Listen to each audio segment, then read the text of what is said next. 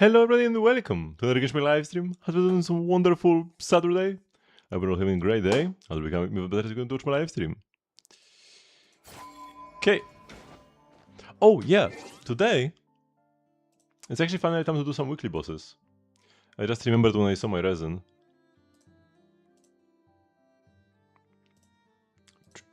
Yesterday was the last day of the Stygian leyline bonus thingy. Disturbance outbreak ended. I spent the rest of what I had, used one more fragile to go over the like 120 threshold. Because I was like at 80 out of 120 for the next bonus artifact, so at that point might as well use a fragile. I have 8 left.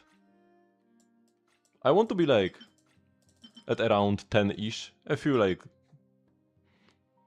extra used up, not a big deal. But yeah, I want to have some in case I like, you know, in case there is a double resin event for like ley lines and I forget about it, and then in the evening I'm like, oh shoot, gotta do something about that. And that's when the fragile might come in handy. But everything over that, I just spend on the Stygian ley line, because like I want to use all my fragiles during the Stygian period. The others are just like emergency food, in case I mess up. Hello Fat! 41 acquaint fates. I don't think I have ever had this many standard fates on my account. I've always just used them whenever I got 10. Maybe sometimes, if I like forgot about them for a while, I would have like 20. There's actually like a limit to the inventory capacity of like furnishings and this. Why make a capacity here? Like if we ever got more furnishings, more possible furnishing items, then there are slots in this inventory. They're just gonna add more, right? So why make it limited in the first place? It's not like I can create more. There's a finite number of different furnishings you can have. And you can have as many on a stack as you want. I mean, maybe there's a limit, but that's not the limit. This is like unique furnishing items. Same here. At least here, like, I have an option of using up these things. So there's like some point to it. Hello, Sayonara. Strange. It's just, why would there even be a limit? Also, since this is the same number every time, I guess all of these categories share a capacity, right?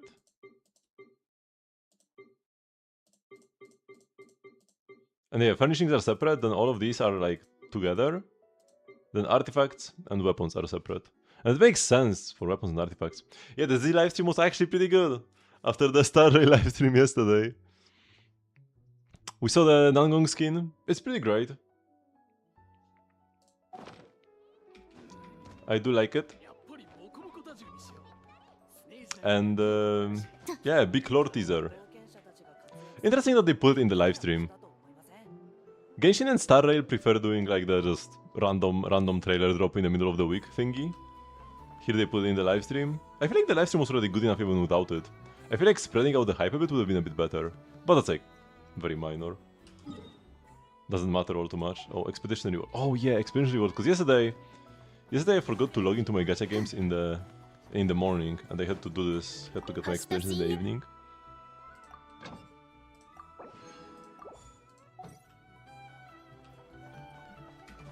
It has to be at least 2 more, like this and 1 more. The next one and 1 more. Cause it's like called something something A, like the patch title. And there's gonna be something something B as well. Kinda like at the end of season 1. We had 1 and A and B storylines as well. Like the Hugo quest, it lasted for 2 patches essentially, right? One ended with Hugo pretending to be dead, and the other was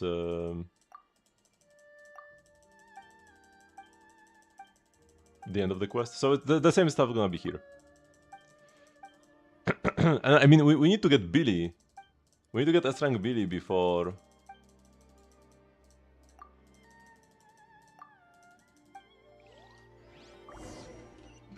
the next version, before 3.0. And he's not coming next patch, so he has to be a patch after. Quality gamer?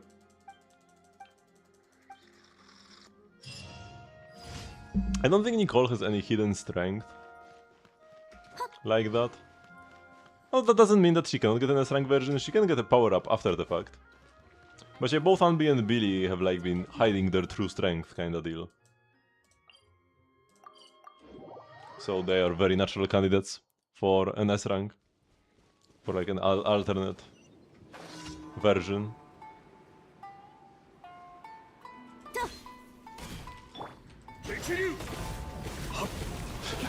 We're just riding the thingy. I don't think I've ever done this before. That actually seems like a good strategy to destroy the balloon. Huh. Yeah, why haven't I been doing this back in like 1.0 when we actually had to do this every day?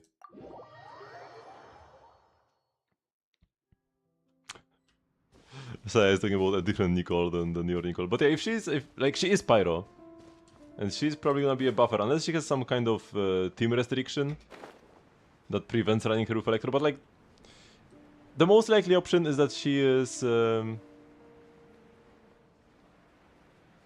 meant to be a Varka support, right? So played in a team of Anemo, Anemo, Pyro, Pyro. Unless she has like a hard Pyro swirl condition, she would definitely work in overload teams. But I doubt that she would. Although I guess it's not impossible.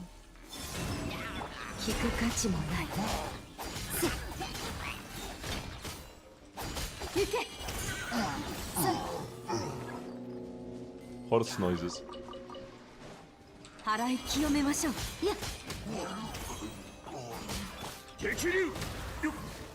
like Barca a lot. I'm definitely happy with this pool. And the team is very strong. Like that, I do have C2 Durin, but I mean C2 Durin was guaranteed anyways. So it definitely boosts the team a lot. It's not just great with Varka, because one of the issues in the like regular C0 Durin Varka team is that C0 Durin doesn't provide that much buffing, and Varka is a hyper carry. So it's kind of weird for his like best support to be more of a sub DPS than a buffer. It's kind of like, like you wouldn't want to play Xiangling with your Mavuika, you want to play Bennett. I mean with Varka you also play Bennett, but yeah.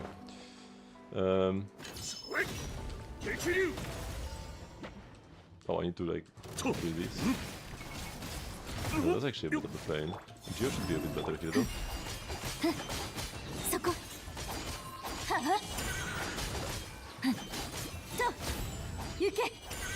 Okay, we got this. So what was I saying? So Durin is mostly a sub DPS, only a bit of buffing at C0. But C1 and C2 are both...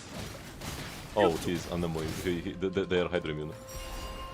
Their buffs, damage, the damage buffs for Varka. So Durin's cons improve the team greatly. Not just like a bit, but greatly. Oh my god, opponents on every single one. And they are immune to Varka's damage every time, man. Now you can't immune all of Varka's damage. But you can immune most of it. And that's what they are doing. Here we go. The only issue for me with Varka is that I would kinda play him in almost the same team and versus the same content as Klee. I guess that it's not the same team because they only share one character, they only share Durin, and Klee plays like Fisher Chevrus. While Varka plays Bennett Venti. So the teams are quite different, but Durin is required for both of them. And then, yeah, I would play them versus similar content, just Pyro weak opponents. So, he's kinda taking my Klee's job. And that's a bit of a shame. Man, Klee is like so small and then Varka is gigantic, the camera has to like catch up with him a bit when I switch to Varka. What a unit, man. What a man. Okay, I need to do my artifact thingy as quickly as possible, because I did originally write in my schedule that I'm gonna play Star Rail tomorrow, but I think I'm actually gonna do Genshin instead. We can do Star Rail on like Monday and do some endgame as well. So if I'm gonna do Genshin 2 days in a row, I need to make sure I get my artifacts early so that I can grab them tomorrow whenever I want, not like at the very end of the stream.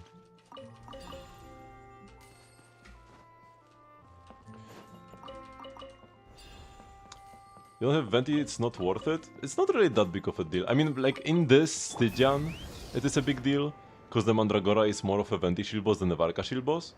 So Varka without Venti would not perform here all that well. Although I guess if you have Durin, you could play Kazuha.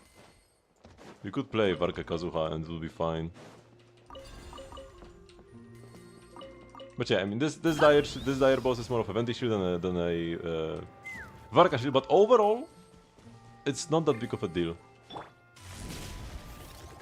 Venti's buffs, it's kind of similar issue to Durin. Now, Venti's buffs are a bit better than Durin's here. And he still has some good damage. But has long field time. And you kind of need to go to Venti after Bennett. So you need to go Bennett first and Venti, so that you get good VV uptime. But that means you get bad Bennett uptime, right? And like, if Nicole fills the Bennett slot and she has better uptime buffs, then Venti will become better for Varka as well. Retroactively, Nicole would improve the Venti synergy. But for now, yeah, it's not that big of a deal. You can play other animal characters just fine. Oh, fish.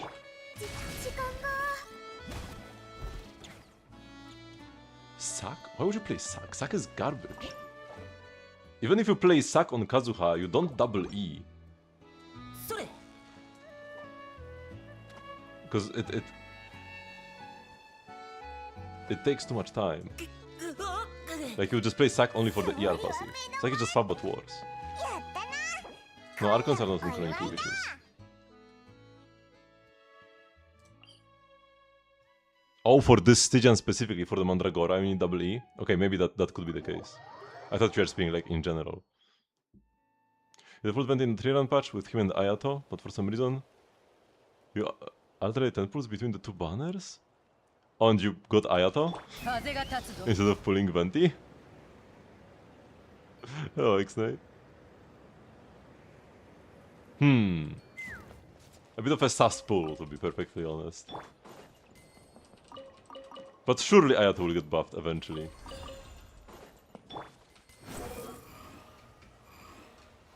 How's Gen going? We did clear Dire. It was not my best performance, but I had good teams in every slot. So I didn't need to play all that well. Wait, can I see the... Yeah, I can. So I should have definitely been able to get lower times. I saw like... I mean, I didn't watch the video, but I just saw a thumbnail of somebody clearing Dire with a C0R0 Skerk, like 4-star weapon. And was it like 4-star? No, it couldn't have been 4-stars only in the team. But like C0R0, and I think everybody was on 4-star weapons. And they cleared Dire here, and I have like C1 and they cleared Dire in like 100 seconds, right? They cleared Dire in 100 seconds, C0R0 Skerk. I have C1 and Mist Splitter, so I should have been able to clear in 80 seconds or 60 seconds if I actually played well. Dactyl was actually fairly fine, I guess. I did maybe like mess up Sucrose time. Yeah, I could have used more ER on Sucrose. I could have used more ER on Sucrose to burst with her, because I missed out on her EM buff in like 1 rotation or 2. And then here, this was an absolute mess of a clear. My Durin didn't have enough ER, so I ended up doing like Bennett into Venti into Durin into Varka, because I needed the energy. Because his burst wasn't ready, so my Varka got like 3 seconds of Bennett uptime every rotation. Then I wasn't able to group the Mandragoras well, and one of them survived, and I had to like spent twice as long to beat up one single Mandragora left, and then at the end my Varka died, and I had to finish with Venti on field, and we still cleared. So, I could have done this in half the time as well. Okay, maybe not half the time, but like 90 seconds for sure, and possibly 80 if I actually played well, because this went so badly, man. Varka was dead. But yeah, I have Durin Con, so I don't need to worry about this. What character will I have 95? I'm still like undecisive. So I have quite a few of the mods, right? I have 7 of them.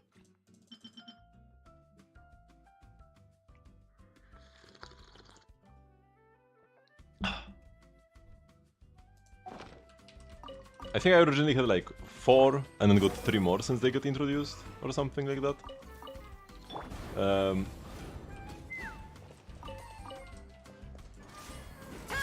And I guess I'm kind of waiting until I need them. So like imagine that there is a Stygian where my teams, my highly invested teams don't line up as well.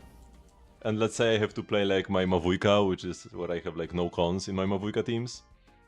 And then maybe I'm like just a second off, even with clean rotations.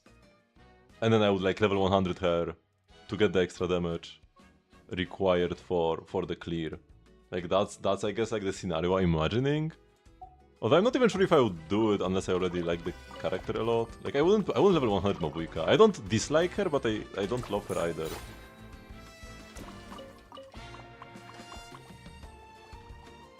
Nah, Dottore is not coming, no.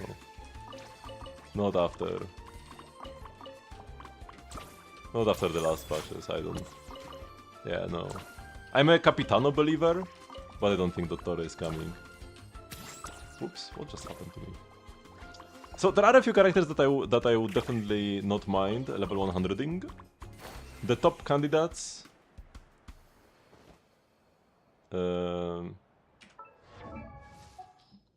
Top candidates would be Inefa, Durin, Klee.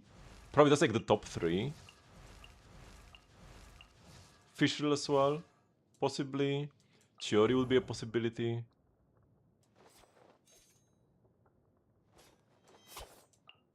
Maybe Varka? He's too new.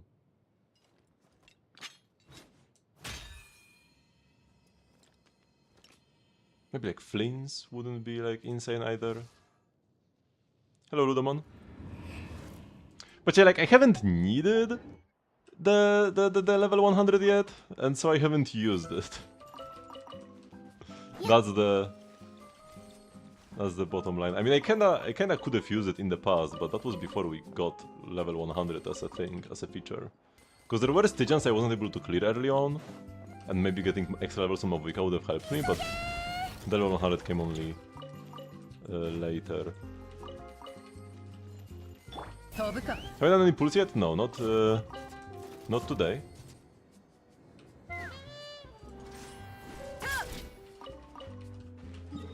I'm considering saving and using all the 5% discounts per patch so you can C6 Tsarica. That's an option. I did pre-swipe. Ooh, Shinobu in Fontaine. I did pre-swipe for like the Columbina patch using the discount coupons because I wasn't sure if we were ever gonna get them again. But looks like we're getting them every patch. And this patch I mostly just spend them on Welkins. Because before I made sure to like use up all the coupons on big purchases. And then I bought the Welkins after I ran out. Then it's considered patch. Yeah, so on the official Hoyo top-up website, there are 2 ways you can save money. Number 1, you can use a VPN to change your region to Japan and enjoy a like 20 to 40% discount depending on which currency you are going from to yen. Like for me it's a 40% discount for zlotys to yen. In dollars it's probably more like 30% cheaper. And then in addition to that, every patch we are getting 5 coupons for 5% off for a single transaction. So if you buy a Welkin, you save like 25 cents. But if you buy a $100 top-up, you save $5. Of course, it's a bit... If you are paying in yen, you pay less, so you save less, but it's like still 5% off. And it only started last patch, so it's hard to say if it will be like forever, but last patch and this patch, at the beginning of the patch, we are getting 5 coupons that last for the entire patch. And then if you don't use them, they just are gone. But yeah, if you are a spender, even a low spender, even if you are only buying Welkins, or even if you are only buying the BP, the best place to do it, official Genshin top-up website. Look for Genshin top-up and say genshin.hoyoverse.com or something like that. And use a VPN to go over to Japan. And that's like the best deal you can possibly get. Better than all the third-party websites and risk-free.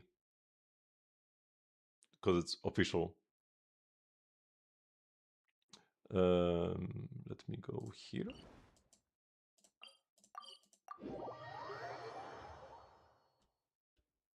You're looking forward to see who I pick for the level 100? I'm kinda looking forward to that as well, but I'm pretty undecisive. I don't like using rare materials. Like... I have 220 Dream Solvents. And then, wait, where are the artifacts? Oh yeah, 40 Sanctifying Elixirs and 32 Dust of Enlightenment. It's just... What if I... Like, they are pretty rare. So I want to save them for like the perfect situation. We're just playing Skark Escoffier, Yelan, Xingqiu, because they don't have Furina. I guess that's a pretty good team for a Furina-less... Furina-less Skark, yeah. Not bad at all. By playing double Hydro, you don't need to play as much ER on Yelan, so she can actually do some damage. Because if you play solo Hydro Yelan, if you play like Yelan Skark... Yelan Shenhe, sorry. If you play like Yelan Shenhe, you have to play like 300 ER on Yelan and she deals 0 damage. But like this, she can actually do something, which is nice.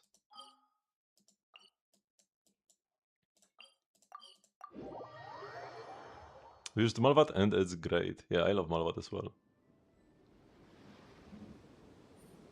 Is leveling C6 Wanderer to 100 a waste? If you like a character enough to C6 them, it's probably a waste not to level them to 100. Now, even a C6 Wanderer isn't an amazing DPS. Like, I don't know if C6 Wanderer would clear Dire. I'm a C2 Wanderer owner myself. His C6 is pretty good though. But yeah, C2 Wanderer is very cope.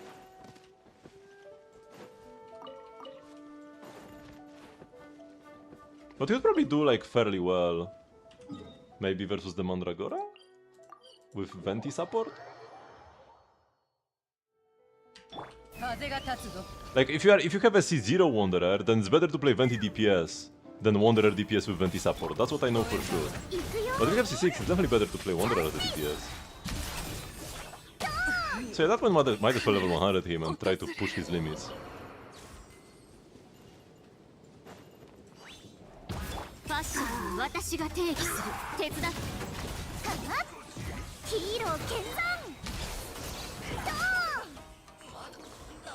How they get to 20 million Mora? Mostly from the event. Mostly from the event funds. But I'm quite surprised myself. Oh, and exploration as well. Exploration gives a lot of Mora. And also I guess I just haven't spent as much this patch. Because Varka is the only character I've built. Yeah, and he's level 90, but time level's 196 for now.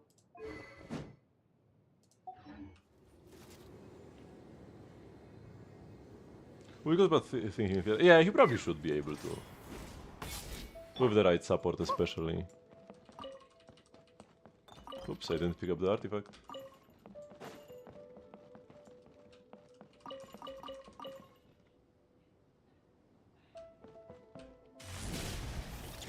Yeah, C6 Goro is better than a non-C6 Iluga. It's like, C6 Iluga is the best in slot support. Like, if you are playing one of them, either Iluga or Goro, then C6 Iluga is best. Then, if you have a non-C6 Iluga, C6 Goro is better. If neither is C6, it's usually gonna be Iluga, but a non-C2 Iluga might be worse than a non-C6 Goro. Like, if you've got C0 both, maybe Goro is better than Iluga? Because non-C2 Iluga cannot play Silken. I guess you can play Instructors. So it wouldn't be that bad. Goro can never play Silken, so yeah, there is that. Won't be always because Lina is coming soon? No, you play Lina and then you can play anybody in the final slot. So if you don't have C6 Iluga once again, then Zibai, Columbina, Lina, and Goro will be your best option. I'm gonna be playing my Chiori, because I have Chiori cons. So I'm gonna go...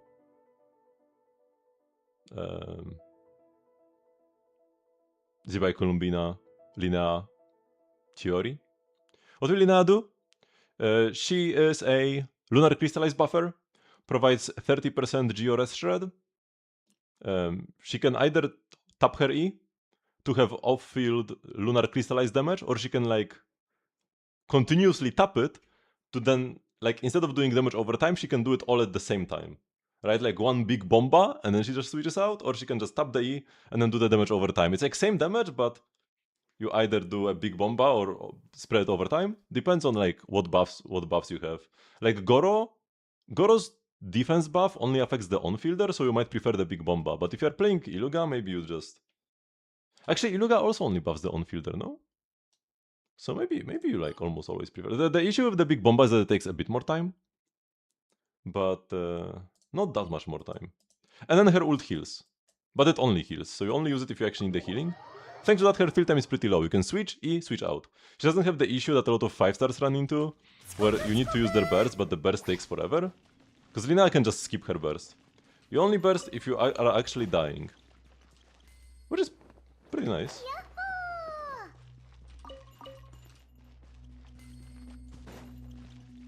If it's showing more damage with Goro. I have C2 Chiori, so I hope she's more damage.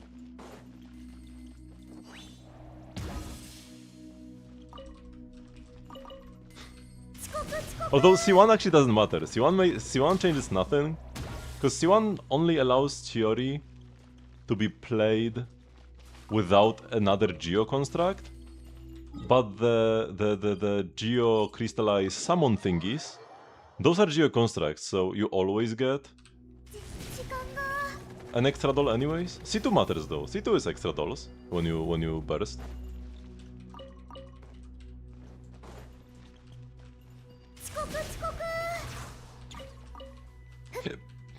You spent $40 on Princess weapon. Nice. I might end up spending for Princess weapon as well, even though I was just going to skip it when I got Varka's Sig, but then I got the Fate point in a 10 pool.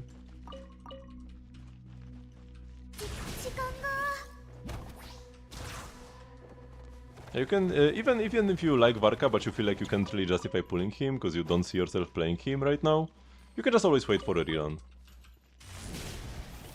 If he ends up being a busted DPS when Nicole comes out, you can just pull for him then. It has the same DPS on level 70 as Hama on level 90. Yeah, that seems about right.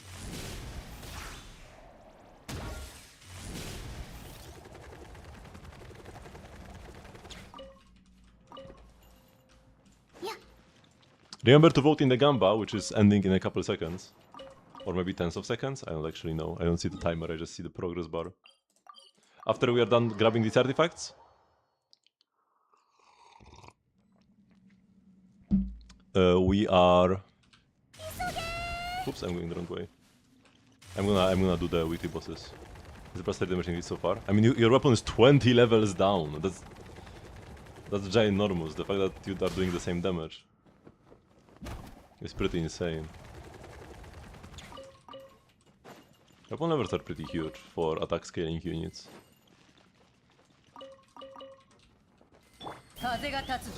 Also, it's 30% personal damage increase, so don't expect your team damage to increase by 30%. Flins is doing like 40% of his team's damage. Depends exactly on the investment. So it's gonna be closer to like a 10 to 15% team DPS increase, which is still pretty good. That's still plenty for a team that already deals so much damage. You have one proper team, Flins Premium. You have Arlecchino, but no Chevrus or Citlali. Yeah, no Chevrus is a shame.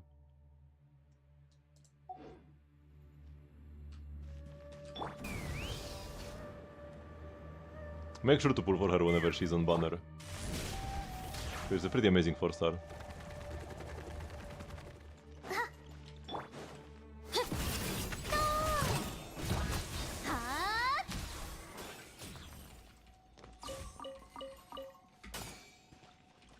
I bet this is 0R0.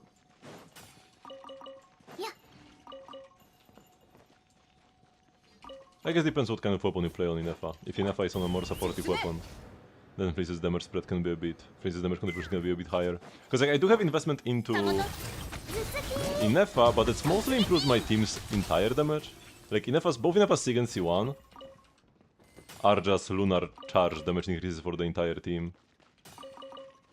So I get like a 40-40-20 spread. 40% each Inefa Flins and 20% Columbina.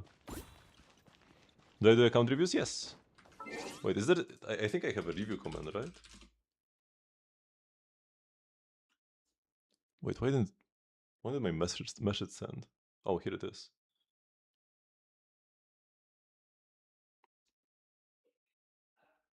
I see the Skirgit combo with a walk reset. I have heard of Skirk walk combos thingies, walk cancels, but I haven't actually watched any videos or anything about them.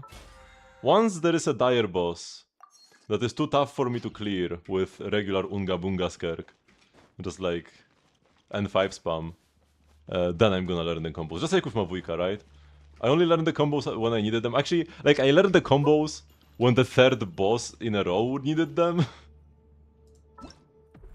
Okay, maybe not in a row, but like here I would have needed to learn the Mavuika combos, but I didn't, and I only cleared Fearless. Here I would have needed to learn the Mavuika combos for this boss, and I didn't, so I didn't clear Fearless. And then by the third Stygian, where I needed to learn Mavuika combos to clear it, I got fed up and I finally learned them, and yeah, we got there. So yeah, with Skirk, I cleared everything I put her against every time. Easy clear, easy clear. This was a Skirk skip. Easy clear, easy clear, easy clear. So yeah, there hasn't been a boss that challenged my Skirk so far. Maybe if I played her against like this guy, I would have needed extra damage, right? But here I just played Flins, or actually 4 damage in this case. I played Flins originally. I played Flins here, and here is did him with 4 damage, so I didn't need to bring out the Skirk, she was in the third team instead. Is one a big damage bonus for Skirk? Yeah, it's pretty good. Probably a bit worse than Sig. But I don't want to... Like, for me, it probably would have been similar. If not even a bit worse. Like the Sig. Maybe would have been even a bit worse, because I would have had to switch from my, like, pretty premium Mareshuse set, where I have, like, 5 good subs, only 4, I guess. 4 good rolls, and 4 good rolls, yeah. Like, every single roll I have is into attack or crit. I don't have a single missed roll in my entire set, it's just sometimes, maybe I could have had, like, a better substat or an extra roll, like, an extra 4-liner. And I would have had to switch to, like, cope like this, right? Like, instead of this, I would have to play this, and that's worse, right? So, I wouldn't just gain the damage from the Sig and be like, whoa, so much more damage. I would lose the damage from having to play a different set. Because with Sig, you can't really play Mareshuse, because you cannot, you overcap on crit rate too much. So that's the benefit of going Sig over C1 over Sig. But C1 itself is not that amazing. It's extra damage instances whenever you absorb Void Rifts, right? Every Void Rift absorbed, 500% of Skirk's attack is cryo damage. Pretty good, but like insane. C2 is like the big one. It's 70% attack. And extra Serpent Subtlety, which also allows you to do like instant bursts. You can just hold the burst at the very beginning of the fight.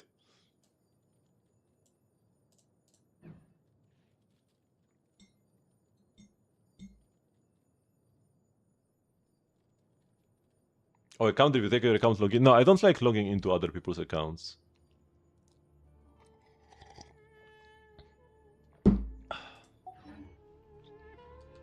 I would never let somebody else log into my account. Unless it's like a trusted family member or something, and like... I mean, I did let my dad log into my account back in the day. Before I had a phone good enough to run Genshin, I was like away for 2 days, and I told him to log in and condense the resin. Or something like that. And claim dailies, and I taught him how to do it. That was like 4 years ago or something.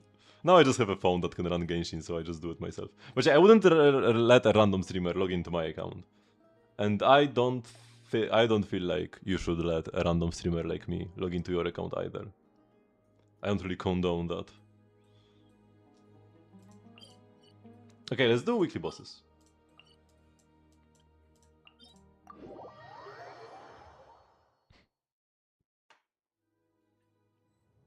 And my scare has Mist Splitter. You do 20 pulls and whatever happens. Oh yeah, by the way, how many pulls do we have? Oh. That's not much. That's not much at all.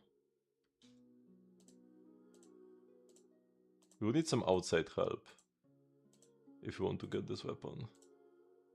PT is good though. 53. 2 4-star PT. I really like Nangon's outfit as well.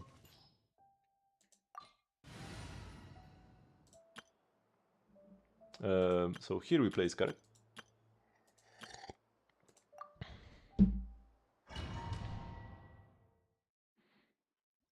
Why is Elysia in all the Hoyo games? I mean, she's kind of like the Hoyo girl. Almost. I mean, there are a couple girls that you could say are the Hoyo girl. Hyana is a big one.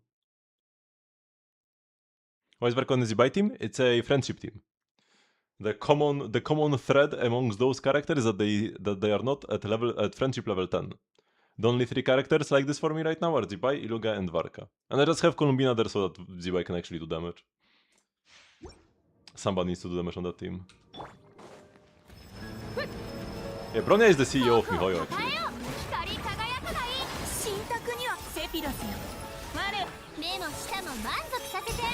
This is canon.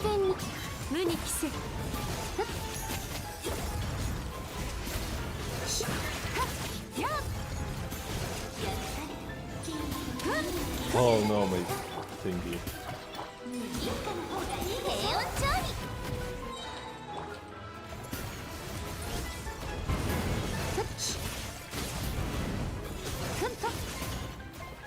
Let's go like this. Nice. And now I have my Serpent Subtlety saved for the next phase.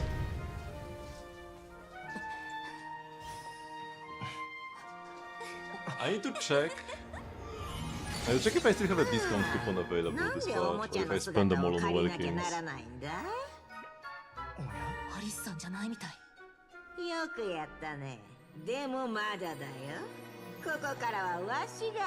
Raiden May. If you want a new Raiden, you can log into Honkai Third. They just got a new Raiden this patch.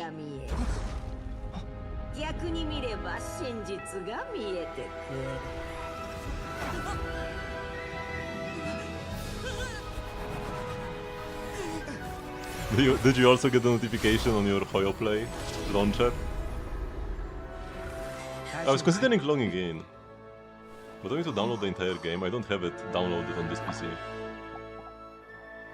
Ever since I got to Windows 11. Like, it's the same PC, but a different system. I wiped out my drive, so it's essentially a new system. Okay, do I have... Do I still have 4 of them? Wait, how do I have 4? I already made purchases. Have I only bought like 1 Welkin that was it? I guess if there's a coupon. Yes, Albedo is an extra character. Oh, I didn't wait for my cooldown.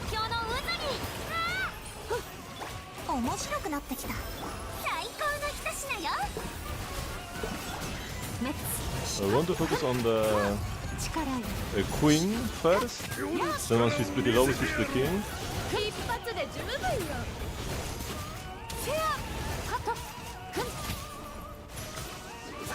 Oh, my thingy ended. Ouch.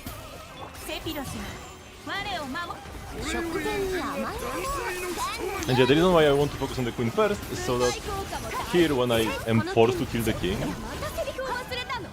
the queen doesn't have too much HP.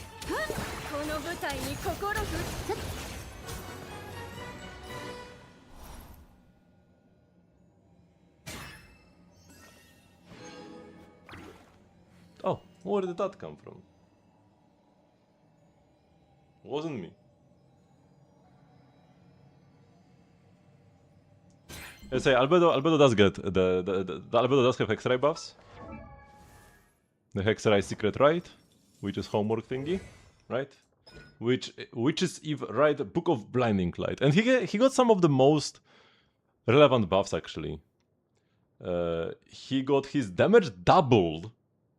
Got quality of life buffs in that if an enemy destroys his flower, he can keep doing damage, and he gets a 42% damage buff.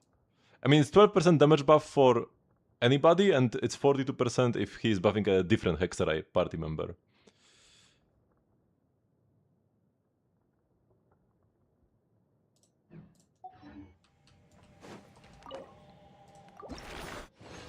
So yeah, his buffs are pretty gigantic.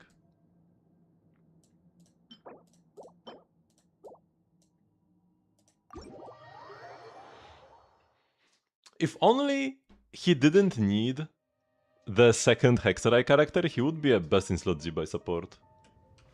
Yeah. The damage bonus doesn't matter, but he gives EM like baseline. He gave EM all the way back in 1.2 and then like solid off-field damage.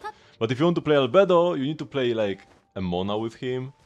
And as a combo deal, Albedo Mona are fine but not incredible. And yeah, once Linnea comes out, then the Z-Buy team becomes a 3 character core. And then Albedo just doesn't fit there. Albedo is still a fine option, like even without the secret right, he would be like okay. Cause he still deals geo damage, buffs EM. Yeah. It's very usable, at least when Linnea comes. I mean, Linnea coming out makes Albedo worse. Unless you want to play like main DPS, Linnea or something.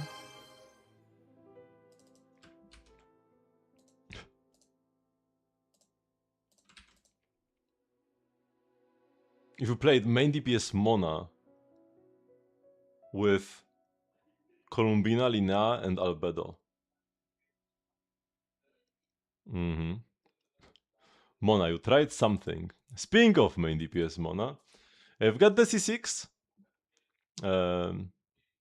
which now like doubles of her char attack damage. Or is it actually a different con that doubles her char attack damage?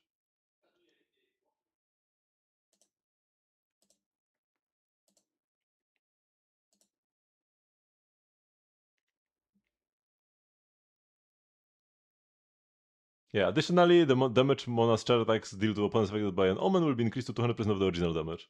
So, double the damage from her char attacks, and then she gets a 180% damage bonus buff on top. And yeah, like, if you can get vapes with her, like, if you can vape those char attacks, those are some of the strongest singular instances of hydro damage we have in the game. The issue is actually trying to get the vapes reliably when you've got her like normal attacks in between, because you want to spam your normals to get the free char attacks. But you probably like can't really do that if you want to guarantee the vapes. And then there is the issue that unfortunately Durin doesn't buff Hydro. Like Durin buffs everything except for Hydro and Cryo. So if you play Durin as your Pyro Applier, Durin, if you're playing Durin a Vape team, you are meant to play him as the Vapor with a Hydro Enabler, not the other way around. So there's anti-synergy there. So there isn't really any team that like works really well, but you can try cooking something up. You can play like a Xiangling. She has the best pyro up rate. And if you get the if the stars align, you line everything up correctly, you can get some pretty huge vapes. And the normal attacks are where the damage comes from. Burst as well can be vaped for good damage. It could have been it was like the one-shot ability all the way back in 1.0. With Sith, yeah, all three buffs are good if you are vaping, so it's actually pretty premium. There is a spider on my wall. I think he was holding an insect in his in his mouth. And then yeah, they carved from Rising Queens. Yep, that's the set for every Hexerai main DPS. And you probably play Bennett for an attack buff. So you want to focus more on crit rate and crit damage. So that's good. A bit of ER. Definitely welcome, because like you do need to cast your burst for the double damage. So I'm not even sure if this will be enough. If she's on-fielding, I guess maybe it's fine. You probably need some favs in the team though, with only 180. And a higher damage bonus seems good. The subs could definitely be better. There is quite a lot of defense, some HP. You'll like to see some EM subs, more crit subs. But yeah, it's like 90 to 180. Looks pretty solid. Can I show the video of Scare clearing Dire with a 4-star weapon? Wait, let's see if I can find it quickly. If I can find it in like one search. Oops. 0 Scare Dire.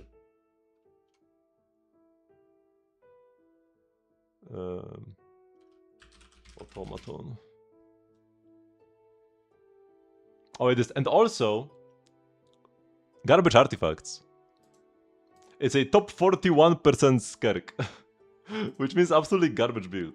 Hello.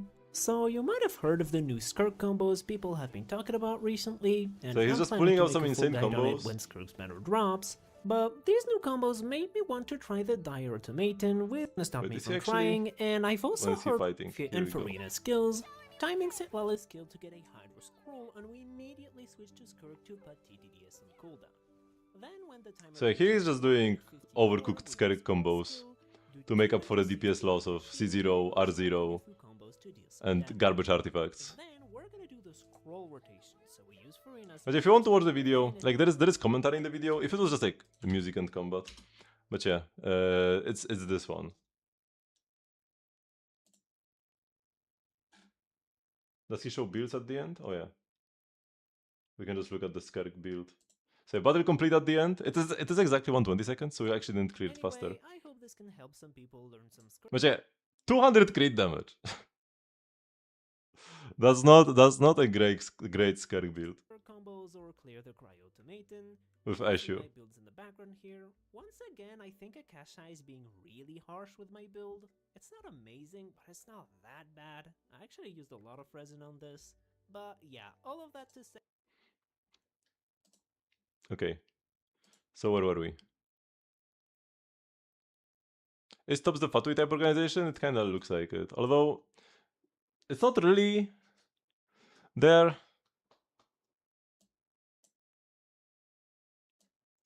I feel like they haven't gotten the vibes exactly right with tops compared to like the Fatui or the IPC in Star Rail. It's meant to be a similar type of organization. Like just a pretty big force in the world that has a lot of influence, but they don't exactly have good intentions. But I feel like they are like a bit too evil. Like, why do businessmen care so much about the creator? Why don't they just focus more on just making money, you know? Instead of trying to rebuild the world order?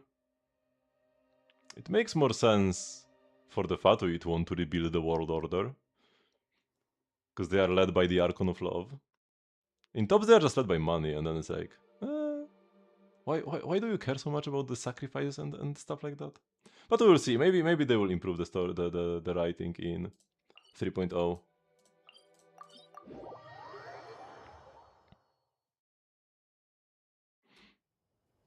They think Skerry is a good pull for a year or so.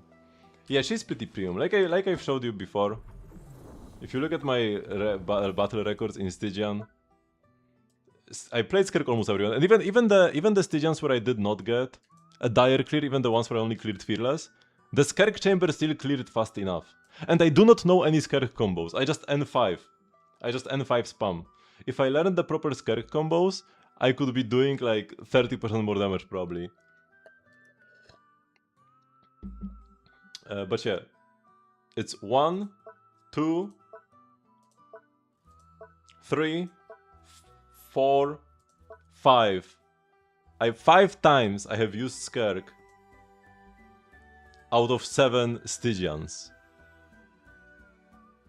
That's not the freeze boss? No, like here is the freeze boss. But here I used her against the turtle, which was... Wait, whose shield was this supposed to be? Like Mualani shield. Was it supposed to be Mualani shield?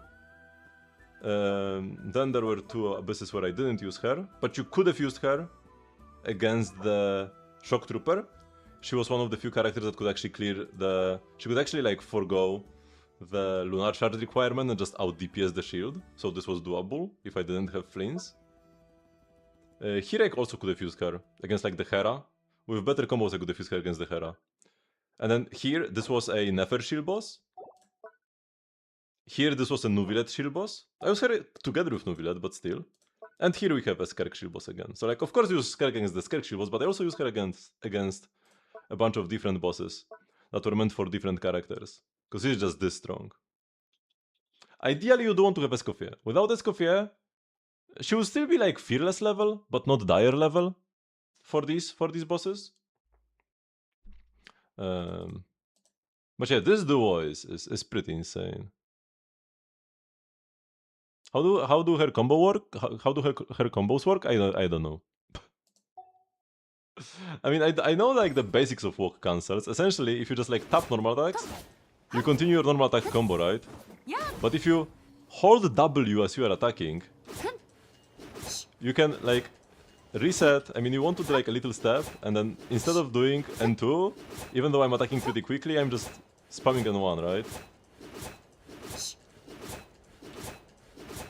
And normally, if I attack this quickly, I would do like, if I just do N1, then it's N2.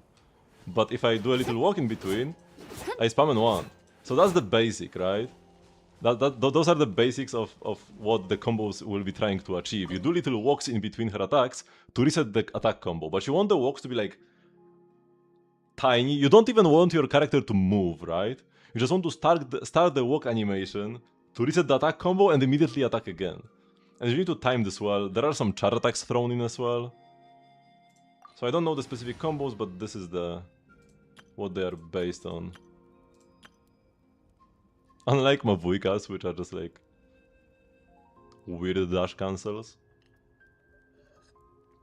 How much percent gain is from these combos? So like this guy from the video I linked earlier, he has a C0 Skerk with a pretty bad build and a 4-star weapon. And I think his teammates don't have Sigs either. Like I have Sig on Escoffier as well. And he cleared just as quickly as I did. Okay, he cleared a bit slower, but he still cleared. The combos can be pretty insane. I'm not sure exactly how much percent gain there is, but yeah. Probably like at least 20% and maybe more. It's the pull form of Vika constant letter combos. I mean, the combos are fun. They're kind of weird. Like, you can't just look at a video of somebody doing it and copy. You need to watch a tutorial. But they're not that hard mechanically, right? The timings aren't that tight. You just need to not click the buttons in the wrong order, essentially. Is the BP Litecoin the best forcer for Sparksy? As of now, yes, but when Silverwolf comes, she's gonna be a sub DPS, so maybe you will play like the Memory of Chaos one to buff the team more. I'm not sure how the like damage spread will work.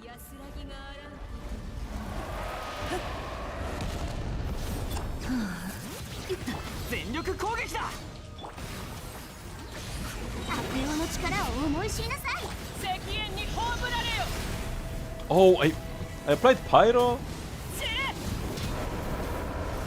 Okay, versus this phase we want to spam like... Whoops. I want to switch! I was trying to switch characters for so long.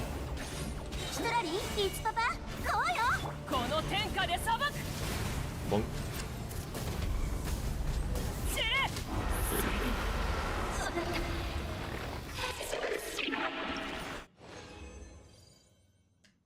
No billet again. Man, it's been a while since I last got a billet. If you were a believer in like... a billet pity or something, you would like hard believe. But yeah, no, it's just a 13% chance per boss, and we just haven't hit it in a while.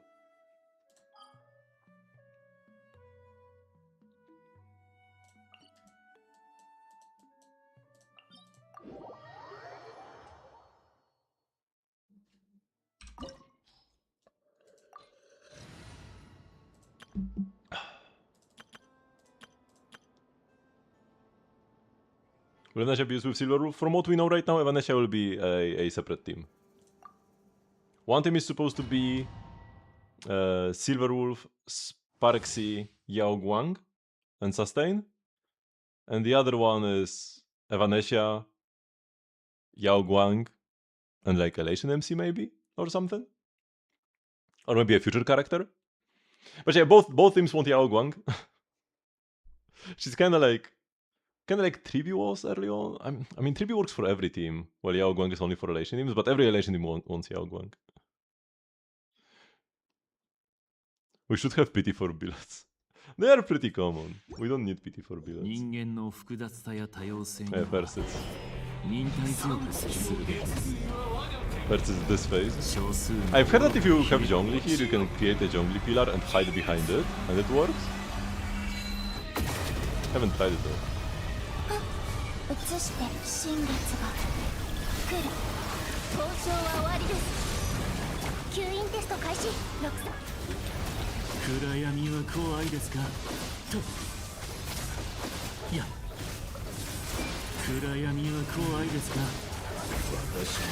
Okay, I got the simplest condition. Why am I still on sprint? Here we go. Oh, the pillar doesn't die as well? Okay. Maybe it was supposed to be a prank. And no billet again, but we got the mask! We can level Columbina's talents! Finally! After a patch and a half. I can like crown all her talents or something? Yeah, we can crown the E, let's go. I should do 9 bears first. I guess here goes my Mora. Now for like 1.5 patches more to crown them. Yeah. So yeah, the believers lost again. Oops.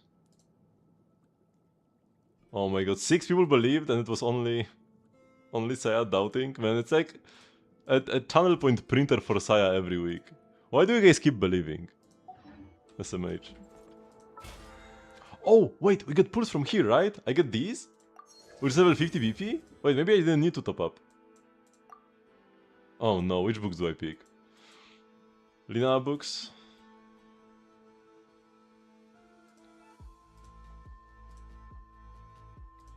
It's vacancy for Lina, right? Yes. They can also be used for Flins. In a pinch. Is it only Lina and Flins or is it somebody else? It's Lina... Oh, it's Flins and Yahoder. Nah, I mean, you saw my Columbina books just now. I have 16 goldens more. I have enough to crown one of her abilities. Already. And by the time I get enough masks, I'm gonna get like more from exploration. So we don't need a Bok for Columbina. Okay, but what we can use... There aren't any upcoming skins, right? Yeah, the next ones will be for like the summer event. We don't need to save any of this. Let's use up the fate point. So we had a what? 53 PT? I wasn't meant to do this.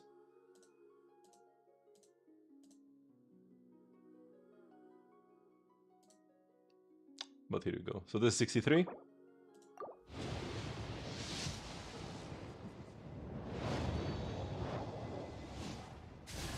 Oh! Instantly rewarded.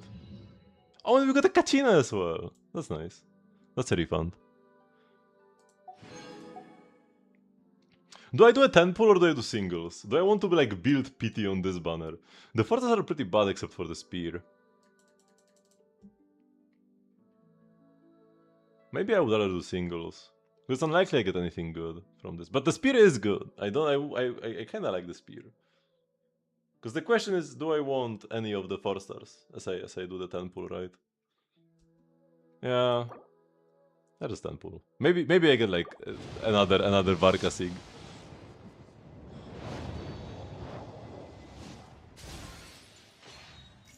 Okay, so this is 64, 65, 66. Here we go. 66 pity. Was guaranteed on the fate point.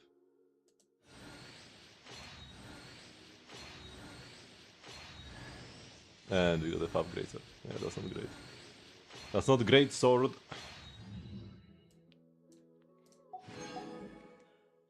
Man, I got... My good luck caused me to spend more money for something I didn't need.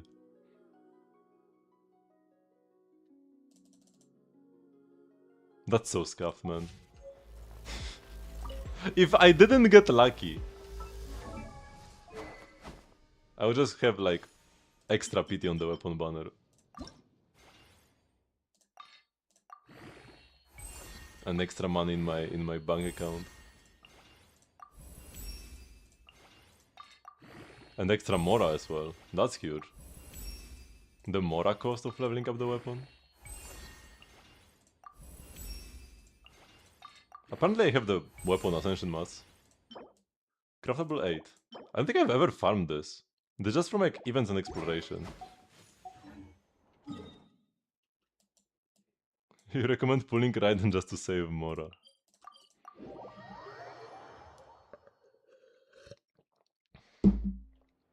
I mean, I must have saved a lot of mats by just pulling every 5-star and having all their passives.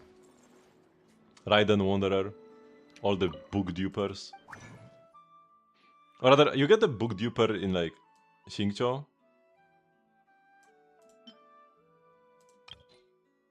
Actually, no, Xingqiu is a refund. Layla is a duper. The dupers are a bit better. It's like very minor. But for the weapon mats, I don't think you get anything, right? If you don't have a 5-star. Yeah, here you need a 5-star for weapon mats. And speaking of weapon mats, it's just what we need right now. The lantern thingies. Yeah, Rodesly, give me some.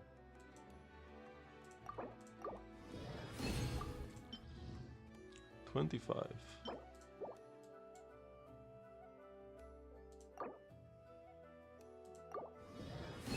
Whoa! 3 bonus is huge! Yo, we are saving like 40 resin with this one.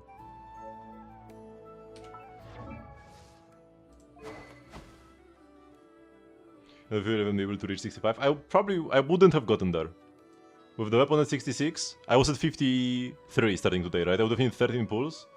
I would have not gotten there until the end of the banner without swiping. Oh wait.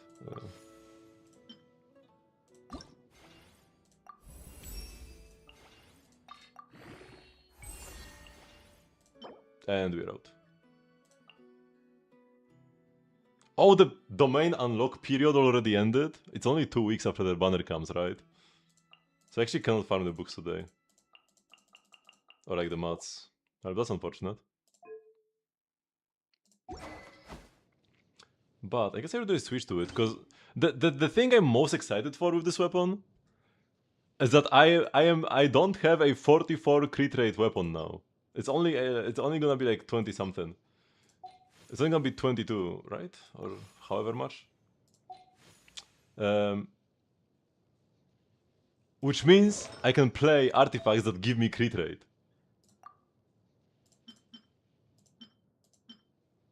And I don't need to play only the ones that dodged all the crit rates up. So like here, I had to play this with only three good rolls. I can switch to this 13.6 crit rate one. Perfect roll, man. Here I think I'm already playing the good one. Yeah, because this is death. I could play an onset goblet now.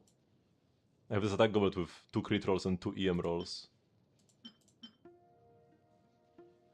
And I don't need the ER either. So you can play an onset goblet.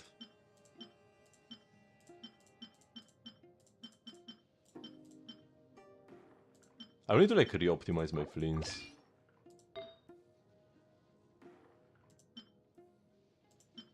And I could switch to this 12.8 crit rate, but I'm not even sure if that's better. Might not be worth it. Because attack rolls are also pretty good.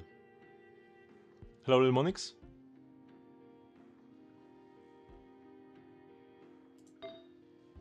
I'm doing pretty great. Actually, now I can switch out any piece. This definitely stays, because this is pretty much perfect. I guess ideally I would have wanted to see an EM or ER here, but not a big deal. This is almost perfect as well. Having a bit of ER even with the Sig can be nice.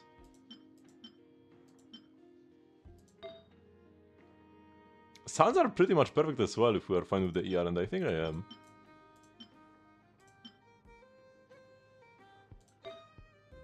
The global is pretty great. I guess I will switch the hat? I think the hat is his worst piece.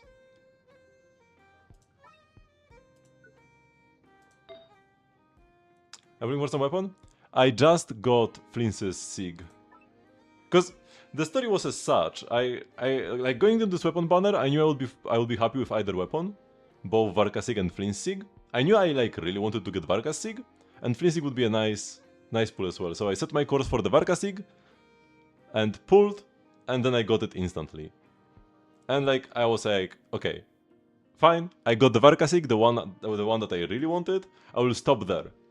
And like 2 weeks later, I just decided to do a random 10 pull on the banner, and I got another Varka Sig on like 10 PT.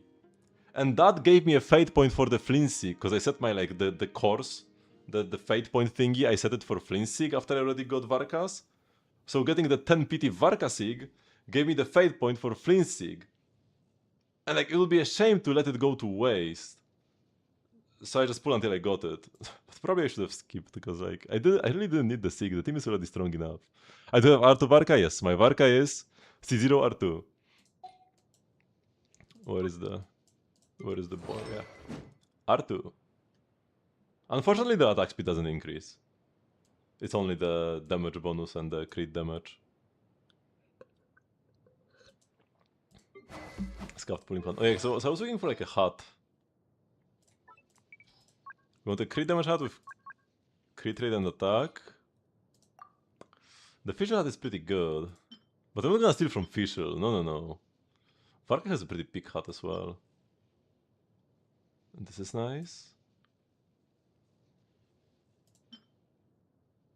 Ooh, the Beidou hat here. This one is sweet as well. 4 good subs.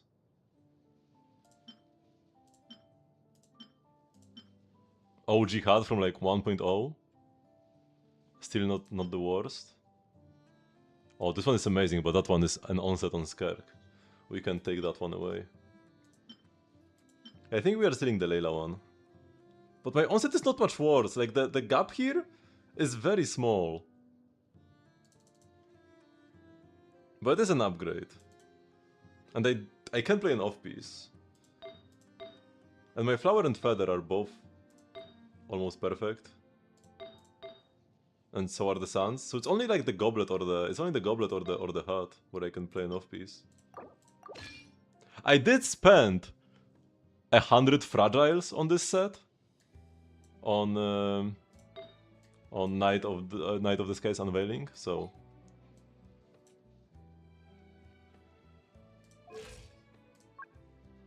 that's why I have so many good pieces. Is it fine to refine the Sig? Of course. Not refining it would just be a waste. I would never use it. I would never use both of them at once. Not only would I need to spend double the mats, but I would actually end up with a worse Varka. Like, my Varka would be weaker, and the other characters would also be weaker. If I want to play it on somebody else, you know what I can do? I can just go to the other character and give them the R2 as well. I can have the R2 on Varka or on Razor. And like, sure, I can play them both at once, but when am I ever gonna play them both at once? Never. Never is the answer. So I would make my account weaker for no reason. I do not need 5-star 6 on my characters in IT. I can play 4 stars just fine and still clear.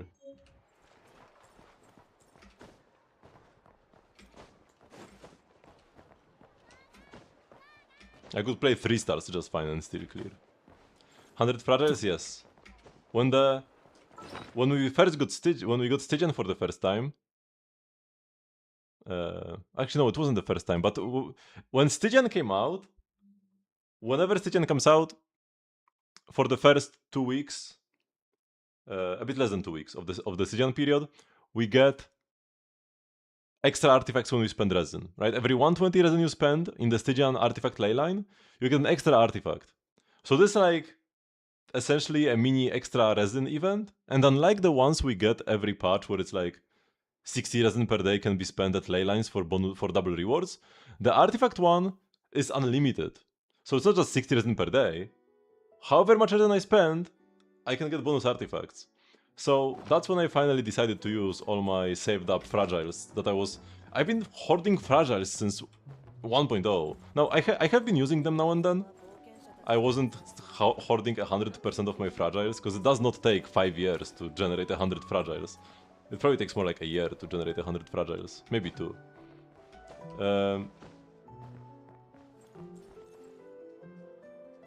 But yeah, that was finally a moment to use them during the Stygian leylines. And I waited until a new hype set would come out for characters that I wanted to play, and that was the Flynn set. Is Razor Hex team good for IT? For IT, everything is good. Flynn's, or rather, Razor before buffs was good for IT. Kava is good for IT. Okay, there are some characters that would be bad. Like Yunjin. Characters that don't apply any elements are bad. Like characters who have bad kits and don't apply elements much, those are garbage. But like, Kachina is fine, because Kachina can use her E and the E applies G off field. So she's good. Yunjin, no, she's garbage. So some characters are kinda unsalvageable. But if you have anybody who can just apply their element, they are good. Ningguang, good. Razor, good. And you don't need SIGs, you don't need teams, you don't need weapons, you don't need cons. They will work.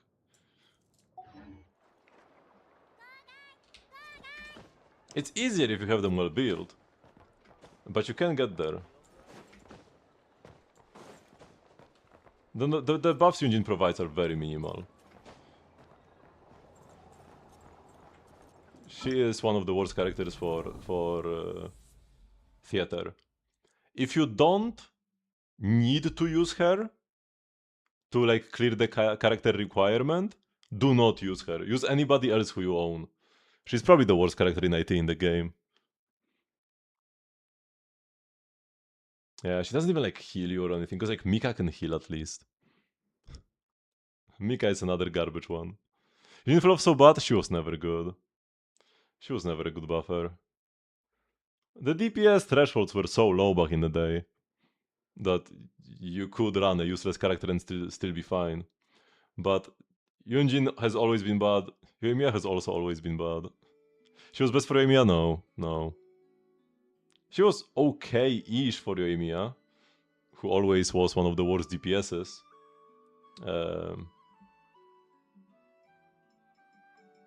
But she was never best. Even C6? Yeah, even C6. Abyss is already in Asia? No way, because on the 16th. Not on the 15th. Abyss will reset in like the day after.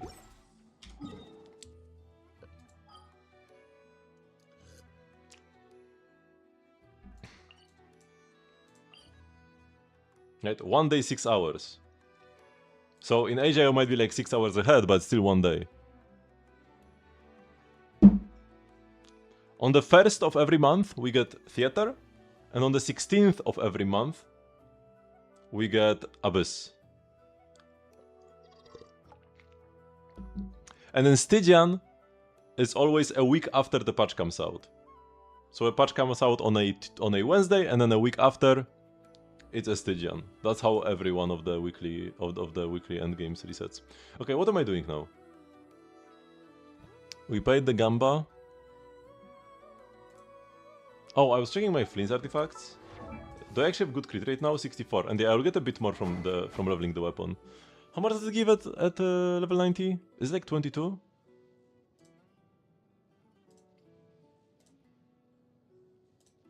Polearm. Blood soaked. Yeah, it's 22.1. So I will get 4 extra crit rate. I'll be at 68.8. 208. 30 ER. Probably even more than I need. But maybe I can get extra big birds. I could try clearing the Dire Duck again with the Flint Sig. Should I hide this now? Actually, I mean, this looks kinda sick as well. The Dire one.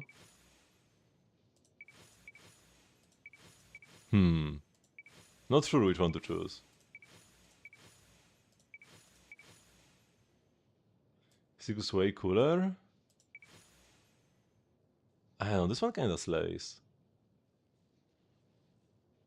And fits him quite well as well. Vortex looks cooler.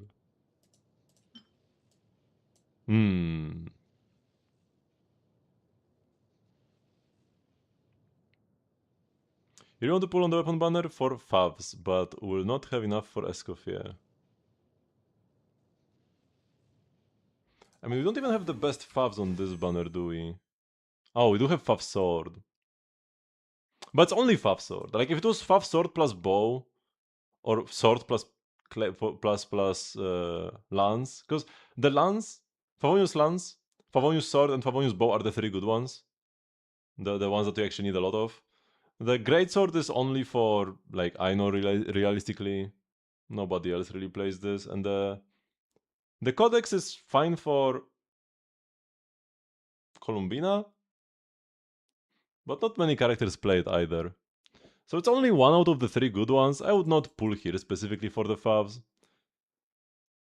Wait for a banner that has 2 of the good Fav weapons if you want to pull specifically for the Favs only. Like, if you would be happy with either of these 5-star weapons and you're like, okay, let's do like 20 pulls, maybe I get some Favs, maybe I get some 5 stars, that's fine then. But if you want to only pull for Favs, wait for a better banner. Because Sack is garbage. Sack Book is a bit better. Sacrifice stuff is fine, but you kinda want refinements. And yeah, the Claymore is for 1 character. So it's not the best for, like, it's not the worst 4-star lineup, but it's not the best one either. It's probably better to guarantee Escoffier. We sometimes get banners with like multiple gacha only or like limited banner only 4 stars that are pretty good. The next one? Wait, what was the next one?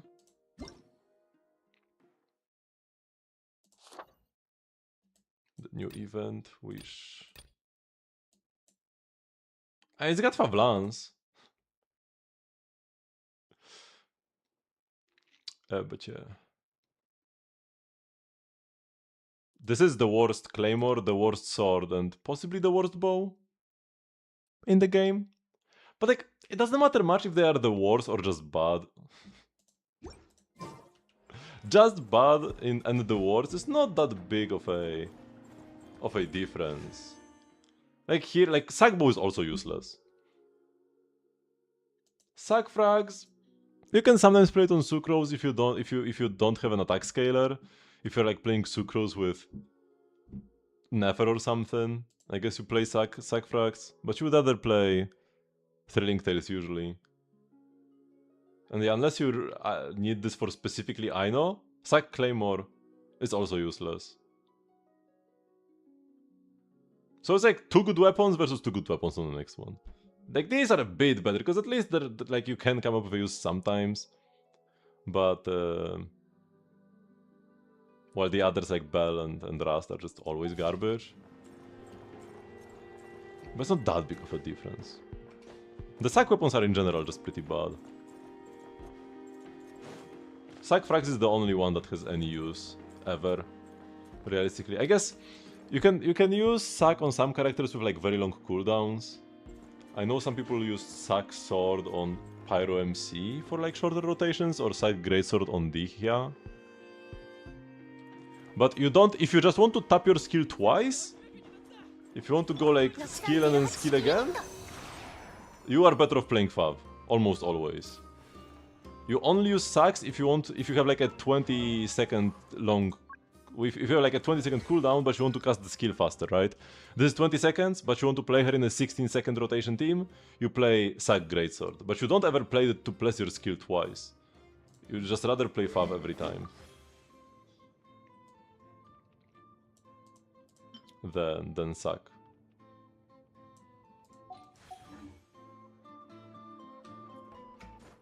Worst thing would be if you got the Sun 5-star. That's something that you just cannot avoid, unfortunately. Every banner can give you a standard.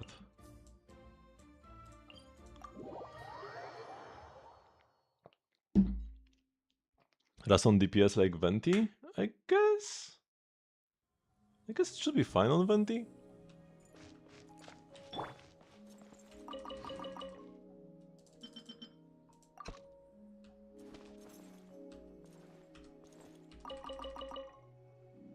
Remember where people used to play Saxord Kazuha for imitating C1? But yeah, the C1, I mean, apparently, specifically for this Stygian, you need 2Es to properly group the Mandragoras. But in general, versus just like bosses, using 2Es is a DPS loss. Even if you have C1, you don't press your E twice, you only press it once and you switch out. But yeah, for some specific fights, or you really need the extra grouping, it can be useful. Like specifically the Mandragora.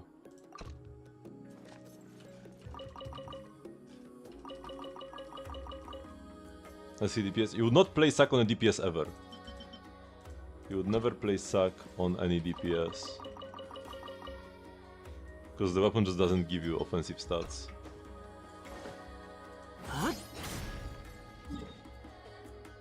You mean it doesn't matter, like you lose even more. If your character is C6, you especially want a weapon that does something. That gives him stats. Oh, the C1, okay, yeah, sure. But you don't play sack. You do press the E again, sure. But like, you don't care about field time because he's the on-fielder.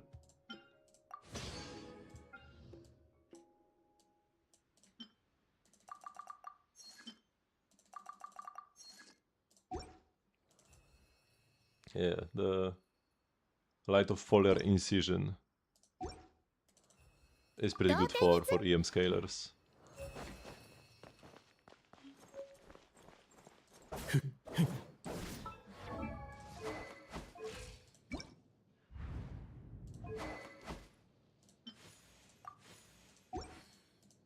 I guess we switch like this. Yeah, the little lantern is pretty cool. Yeah. Yeah. So.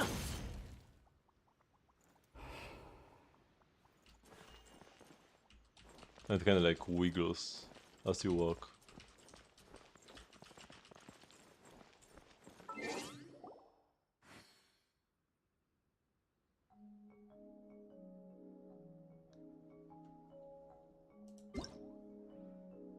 I also have a bunch of birthday mail. It's like a birthday combo.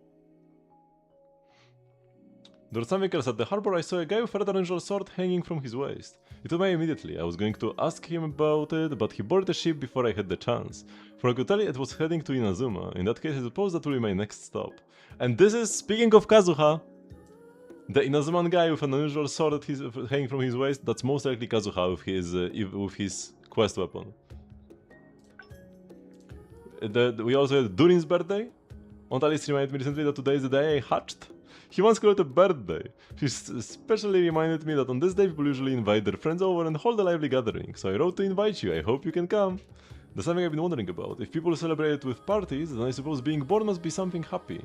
But when I mentioned that to Albedo and Hot Guy, they both grew quiet. They seemed to be thinking about something. I couldn't tell what it was, but it didn't feel like happiness. Perhaps being born means different things to different people. Anyway, I've prepared many dishes and sweet drinks. If today is a happy day for me, then I would like to share that happiness with them. And then Jean. While Master Varka was already seated behind his desk, a large stack of pending documents beside him. He told me he would handle it himself, and instructed me to take a day off. Didn't quite understand his reasoning, but I followed the order.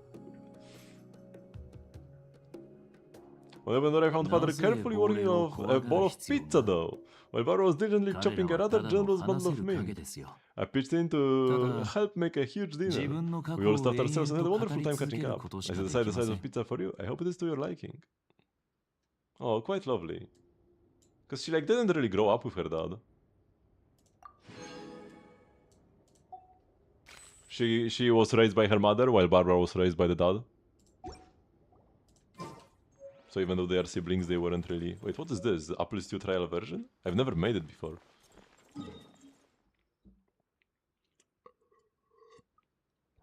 Was I get to celebrate his birthday? I mean, not physically anywhere in game, but apparently from Durin's mail, they do stay in touch.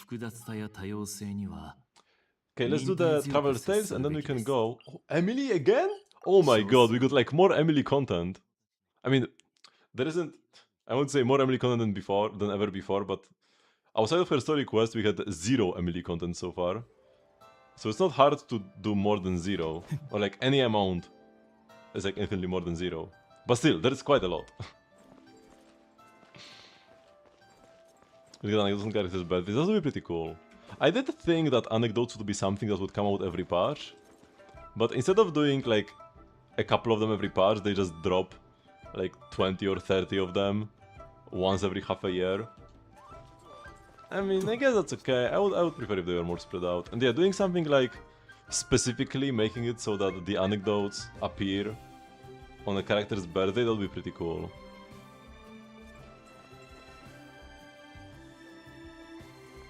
But well, the system overall is great anyways. おかしいな。万民堂の営業はまだ始まってないはずなのに、なんでこんなに水煮魚の匂いが。Hungry again, Paimon? Let's go order one right now, shall we? そうじゃないぞ。よく嗅いでみてくれ。なんか変な水煮魚の匂いがするんだけど、どこが変なのか、おいらにもわからないんだ。That person looks familiar. It's not oh, it's Emily. No, it's this person looks familiar. I think I saw her once 2 years ago. 本当に水煮魚の香りがする香水だ。シャンリンも嗅いでみて。水煮魚の香りがするでしょ。ああ、本当だ。唐辛子の香りまで再現されてる。一体どうやって作ったんだろう。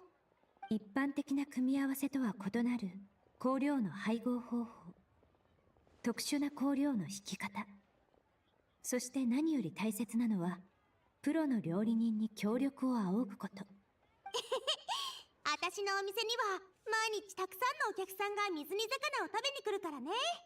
匂いだってしっかり覚えてるよ。鍋からじゃなくて香水瓶からの香りだとしても、水煮魚の匂いなら絶対に間違いないんだから。So it is you, Emily.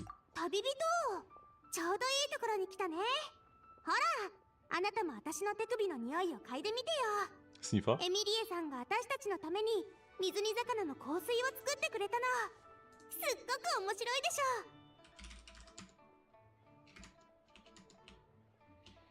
ょ。This anecdote is old? No, I only got it this patch. Pretty sure I cleared every anecdote before.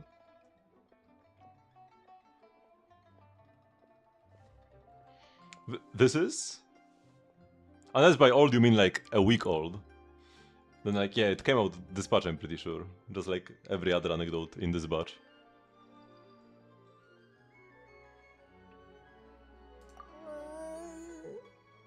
嗅いでるうちに本当にお腹が空いちゃいそうだぞ。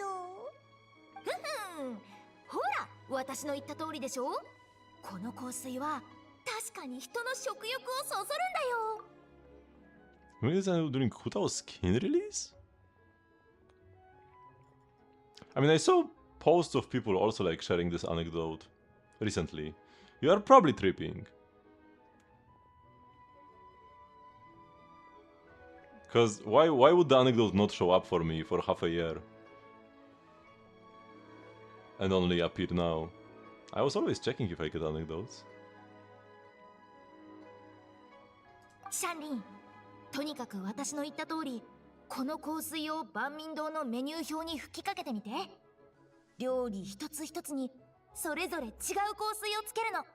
その料理を食べたことがないお客さんでもメニューの香りを嗅ぐだけでどんな料理なのかわかるでしょ。 The scent menu. 確かにこれならお客さんが食べたくない料理を間違えて頼むのを防げるし、食材やお金を無駄にしないで済むでしょ。いつかリーユエ料理の香り図鑑みたいな分厚い本を作って開くだけでその料理の匂いがわかるようにしたら絶対面白いと思うんだ。それだとたくさんの料理を一つの棚に詰め込むようなものだよ。絶対に匂いが混ざっちゃう。 Is this really how perfume is supposed to be used? なんか面白そうだな。ひひパラパラめくるだけで美味しい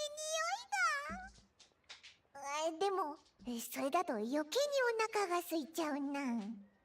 食品の調香も探求しがいのある奥深い分野です。それに気の向くままに調合した作品は自分自身を楽しませるためのものですから、誰かに対して責任を負う必要もありません。気分次第でどこに使っても構わないのです。それに早くも香水の効果が出ているようですね。今のはオイラのお腹の音じゃないぞ。こいつのだ。 Shang, let me borrow your perfume. I'll spray it on Paimon's head when she's asleep. 怖すぎるだろう。どうせなら杏仁豆腐の香水にしてくれ。辛いのは Put 寝 a つ spray き on が her 悪 head. くなりそうだからな。また水煮魚の香りがしてきたぞ。今度は熱々な感じがして、さっきのとは違うみたいだな。パイモン、旅人、エミリエさん、ご飯できたよ。 That was sudden. まあまあ気にしなくていいじゃない。はあ、頭を使いすぎて私のお腹もペコペコだよ。そうそうシャンリン、もう一つ杏仁豆腐を作ってくれない？今勝利さんが私のお菓子を買うために列に並んでくれてるの。そのお礼に持って行ってあげたくて。香水もちょっと使わせてもらえるかな。ひひひ、水煮魚の香水をかけた杏仁豆腐を食べたら勝利さんはどんな反応をするかな。 Oops, wait, wrong button. I want to click this. Nice view of Leo.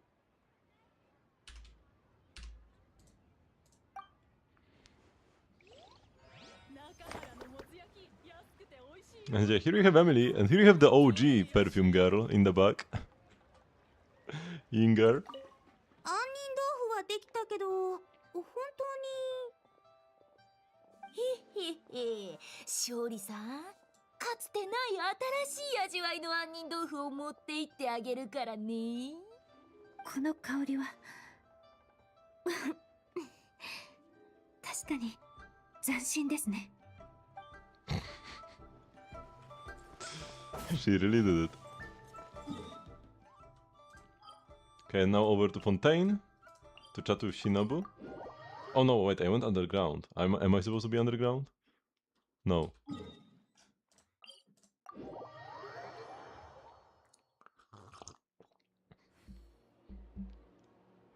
When Fontaine was coming out, I thought that the like sewers would be like an entire second Fontaine, like the entire Fontaine would have like another layer in the bottom, and just like pretty tiny with one location instead. It's more like a little camp than a second city.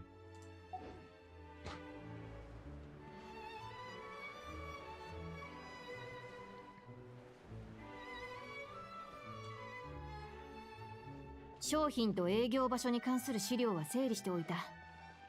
営業許可証の申請手続きには時間がかかるから、フォンテーヌの協力者とは手続きの時期について早めに相談した方がいいと思う。あらやだ、新店舗の場所選びに夢中になっちゃって大事なことをすっかり忘れるところだった Oh, わ。 she's helping an Inazuman. 大丈夫。前に立てた予定でいけばまだ十分な時間がある。さすが久喜忍さん、顧問としての腕前は確かね。今回は本当にお世話になったわ。国外での商売は初めてだけど、おかげで大きな失敗もなく準備を進められた。自分の責務を果たしたまでだ。依頼を受けた以上、全ての工程に気を配るのは当然だからな。今後の営業計画についてだが、顧客層の特徴はもうつかめている。ただ競合製品について調べるのにもう少し時間が必要だ。助かるわ、ありがとう。じゃあ先方に一声かけておくわね。時間が決まり次第また会いましょう。あ、いつでも連絡してくれ。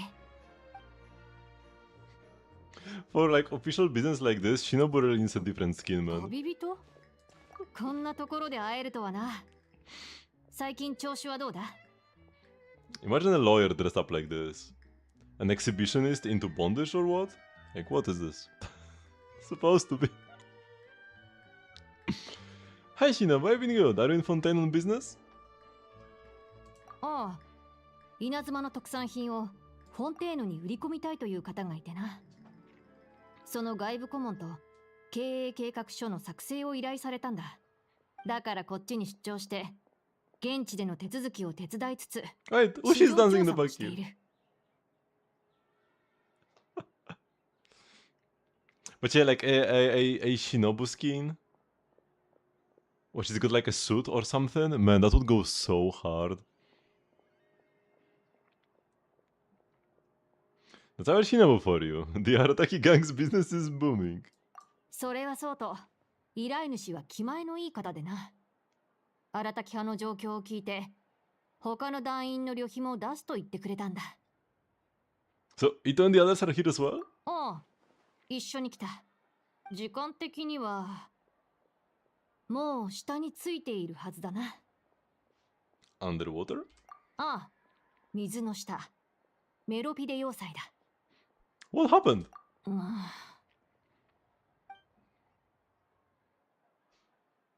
いやっほー、この水最高に気持ちいいぜ。小せえ割になかなか速い船じゃねえか。まあ超一流の水泳技術を持つこの俺様がたかが船に負けるわけねえけどね。アキラ、守る、お前らも早く降りてこい。誰が一番早く船に追いつけるか勝負だ。俺様が絶対勝つ。おいゲンタ、何やってんだ。お前のせいで口の中に水がジャブジャブ入っちまったじゃねえか。おやば、待ってくれ、俺まだうまく泳げないんだ。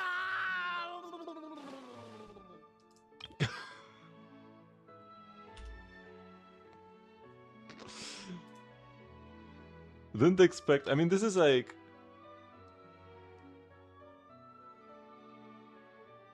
a stylized screenshot. No, is this? Either way, high effort for an anecdote. お客さん、危険だから水路で泳がないで。もう一度忠告するわ。外国から来たお客さんでも現地の法律に従う必要がある。水路で泳ぐのはやめなさい。立派な水路船舶交通安全法違反よ。あの大きい方のご友人はいませんか？船に乗るよう説得してください。このままでは。ミルジーヌさん、迷惑をかけてしまい大変申し訳ない。すぐに奴らを引き上げる。メンタ、ちょうどいいところに。わかった。そこの大きい方、あなたの行為は公共交通の安全を著しく脅かしてる。私と一緒に来てもらおうよ。なあ、なんか証拠があんのか？誰が危険な目にあったってんだ？みんな無事じゃねえか。言っとくが、俺様の配下には超一流の弁護士がいるんだぜ。それに稲妻じゃ、誰もが恐れる天狗でさえも俺様にはお手上げなんだ。お前みてえなチビちゃんに捕まるわけがねえだろ。チビひどい。私だって仕事を完遂するだけの実力があるとヌビレット様に言われてるんだから。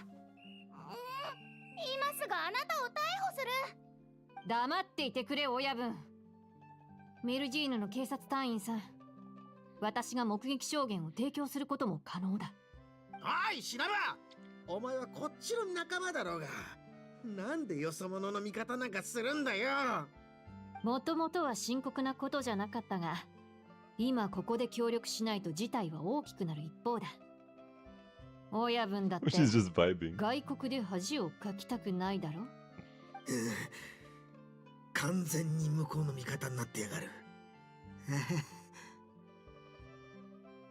よし、警察隊員さん、安心して連れて行ってくれ。もう抵抗はしないから。親分、どこまでもついていくぜ。事の経緯はだいたいこんな感じだ。そこまで深刻な事態にはなってないから、私の用事が済んだ頃には勾留期間も終わる。その時にあいつらを稲妻まで連れて帰るつもりだ。 You have it tough. この程度なら大したことないさ。もう慣れている。メロピデ要塞のやり方は奉行所の牢屋とは結構違うって聞いた。親分にとってもある意味見聞を広めるいい機会になったはずだ。この後時間はあるか？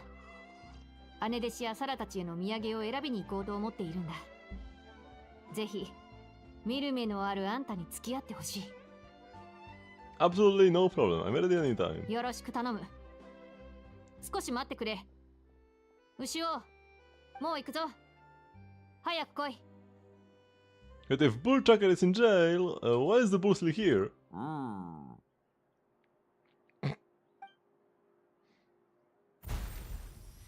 牛尾は常に自分なりの原則を持っているんだ。親分たちの非合理的な行為には一切加担しない。それに普段は荒滝派の大小さまざまな雑務の処理も手伝ってくれている。例えば今回の出張ではほとんどの荷造りを牛尾が担当したんだ。無理に親分のそばに残らなくてもいいと前に説得したことがある。牛尾の才能ならもっと大きな仕事だってできるはずだからな。しかしそれに関しても自分なりの考えがあるみたいだ。だから私もその選択を尊重する。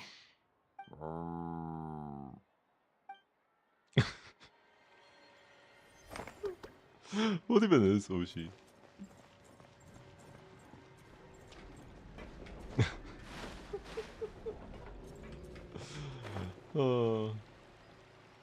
Okay, that was a pretty great anecdote.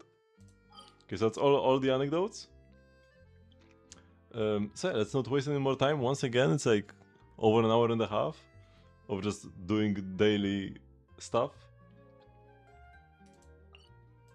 before we can start. Oh yeah, I have the resin, but I want to save it for tomorrow.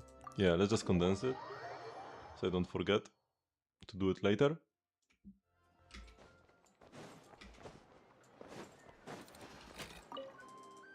Because I want to use it for Flince's Sig.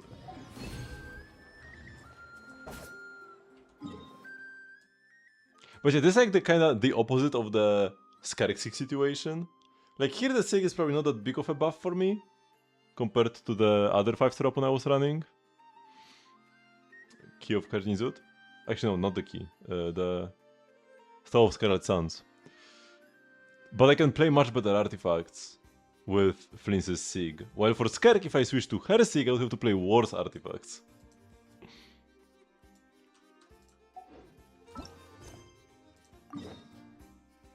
I would much rather play good artifacts than bad artifacts.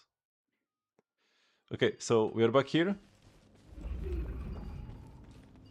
We have a forced Ilga section. He told everybody to walk back, and he himself stayed behind. With Skerk's weapon, you need to play the Skerk set. Finale of the Deep Galleries. You kinda need to play this if you have Skerk Sig, cause you just have too much crit rate otherwise.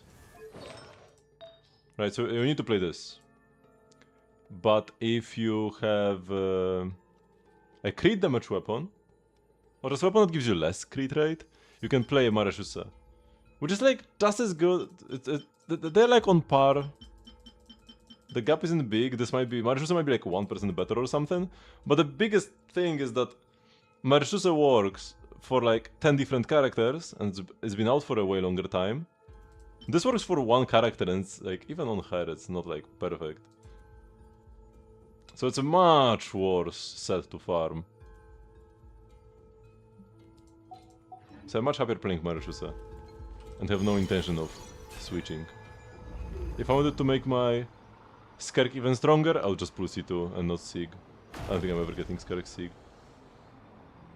Unless if we have Furina, yes. If we ever get a better support for her than Furina, then the situation will change.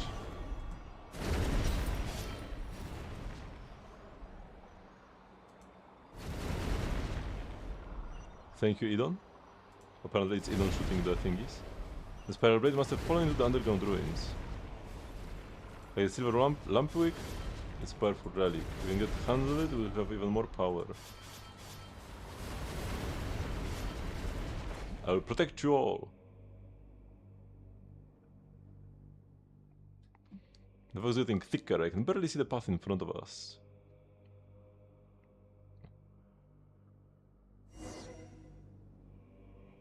We will not fail, isn't that right, Captain?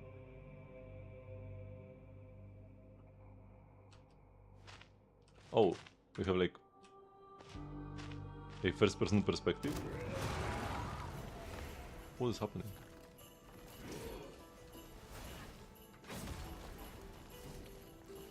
I couldn't complete the mission.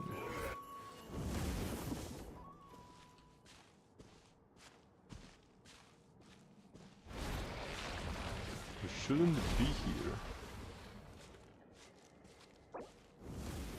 If you'd been a better leader.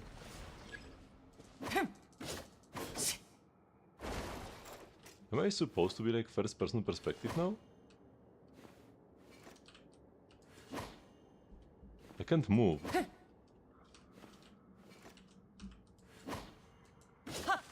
I can only move by swinging my weapon.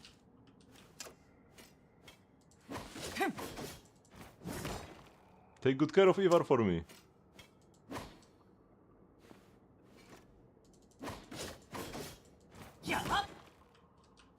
Captain Olson? Staying here won't do anyone any good. And for life and don't look back. Focus on saving yourself. You're not Captain Olson.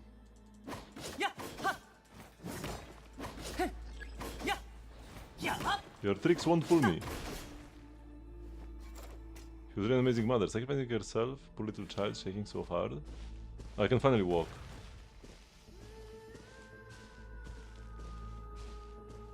So many great lives to protect him. As I'm afraid even more people will fall, trying to keep me safe. We can't stop here.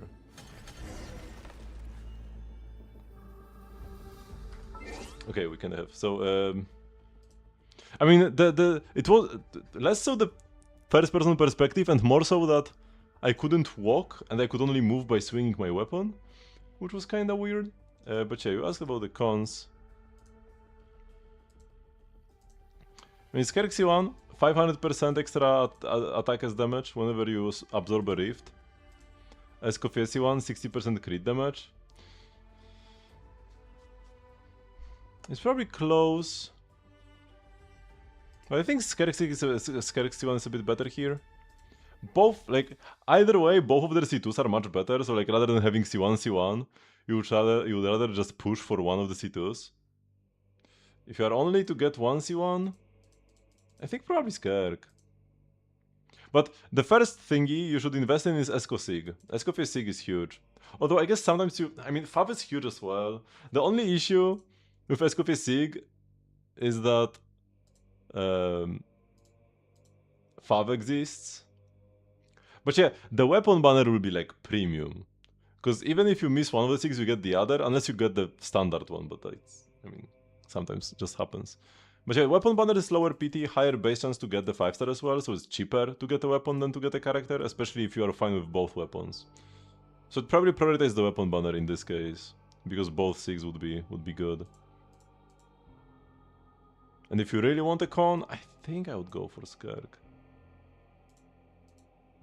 I guess Esco is technically more universal, because she can work without Skerk, but Skerk without Esco, eh. If you own Esco, you always play her with Skerk.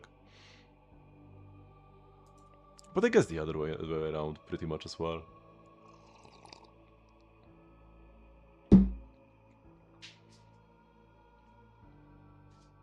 We don't know what will come in Sneznaya. They might focus more on superconduct and melt, for example, rather than freeze. 周りは冷えますから温かいスープでも作りますよ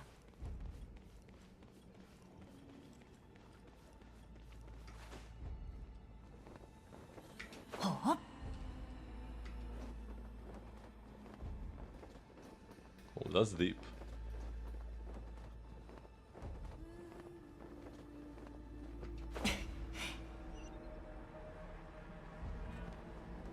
It's like back in Atlan.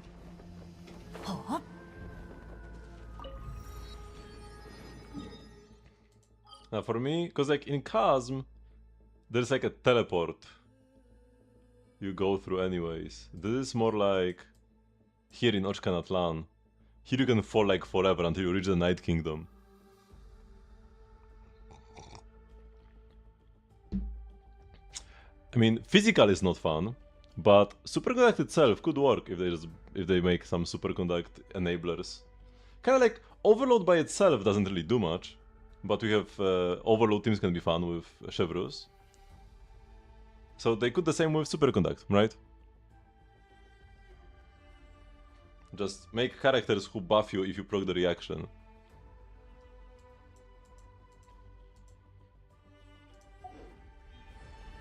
No, physical will always be garbage. I do hope they will not do anything with physical ever again. But they can do like a character who buffs superconduct, or they could do like a lunar superconduct, or Sneznayan superconduct. No teams throw around the characters. 95% of all endgame content is bosses that cannot be interrupted anyways. Very rarely do we fight smaller enemies, and like, even when we do fight smaller enemies, like in Stygian we sometimes do get humans, like this guy, or these guys. Interrupting them is actually good. Like if you have an overload team and you interrupt this girl, you are happy. Because it makes it easier to survive. These enemies kill you, especially her, she murders you. So the only case it would be bad if like the Mandragora, like after it opens up, spreads into a billion enemies, you wouldn't want to throw them around, but you kinda need a grouper for this anyways, you wouldn't be playing an overload team, you need an Anemo character to group them. Overload teams with Chevrus can only be Pyro Electro. So now the overloads throwing enemies around is pretty much never an issue. Because it's just all bosses in endgame. And if it's not bosses you are meant to play, like Venti or Kazuha, to group them. So I wouldn't be playing Overload in the first place ideally. You can play Overload on the second half.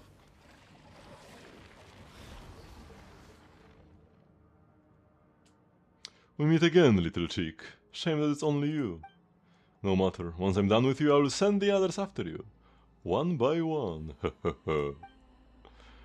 Barkle you want while you still can, I will make sure your silence is eternal. All by yourself? You think you can stop me? Taking down a lowlife like you is more than easy enough for me. Oh, I see. I see why you didn't bring the other little fledglings with you. Deep down you think they are weak too, don't you? The kind who die the moment no one's there to protect them. Just like you, little hatchling. Shut your filthy mouth! Die! You know, coming here alone is pretty foolish. Oh, bad! Look at this damage, what? 黎明の光を頼んだよ。まだ行ってあと灯火のもとに陰りなし。頼んだよ。よっと。These enemies just have like no HP, probably. 今だ。 Oh boy, there's more of them.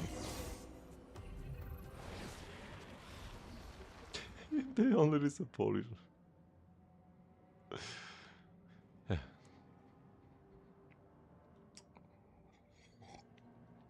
No, but they just don't stop. Too much for you to stomach already? There's only the appetizer. Soon, very soon, the professor will ascend his tower and open the path to the Elysium beyond. It will be a feast unlike anything this world has ever seen. Ah, truly something to savor. We have waited far, far too long for this day. At last we are but one step away. 10 years ago we failed. 3 years ago as well, but this time, never again. I won't let you get your way. We won't let you get your way. We? Have we ever considered, as you fight all alone, that those weak, defenseless teammates of yours might already be dying outside, one after another? Just like, yes, just like winter ice layers. A gust of wind, a touch of rain, and they wither. Stop! I believe in them! They'll be fine!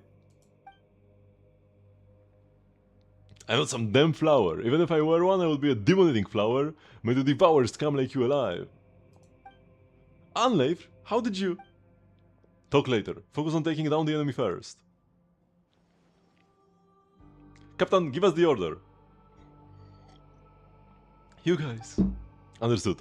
Assist me. Together, we repair the seal, reclaim the spiral blade, and bring this monster down. Alright, you can count on us. Weaklings. Trash. Insects. No matter how many of you come, it changes nothing. The damn monster is hiding again. As long as we repair the seal, it won't matter where he hides.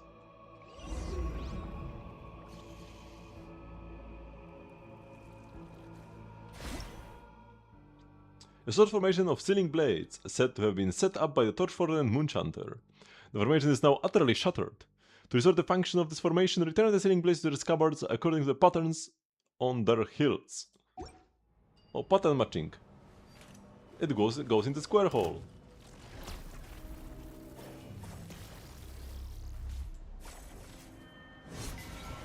This one's all good.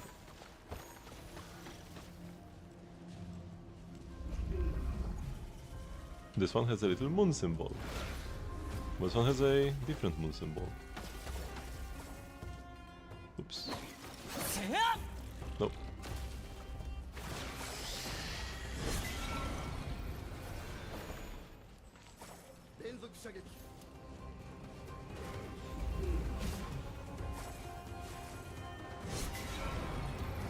It's done!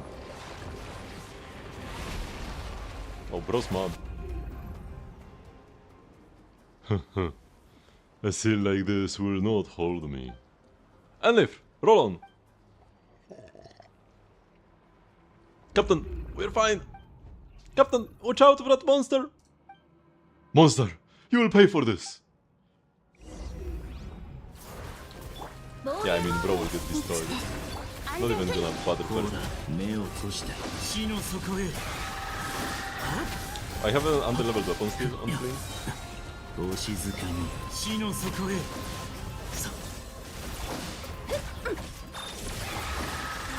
今宵月を捧ぐ。吸引テスト開始。安全距離。目を閉じて。夜分に失礼。星塚に。 I can deal more damage to you. さあ。や。掃除対象ロックオン。 I was supposed to use Edon or something, but yeah, I just kept killing him. Curse you! Curse you all! To think I would lose to such insignificant.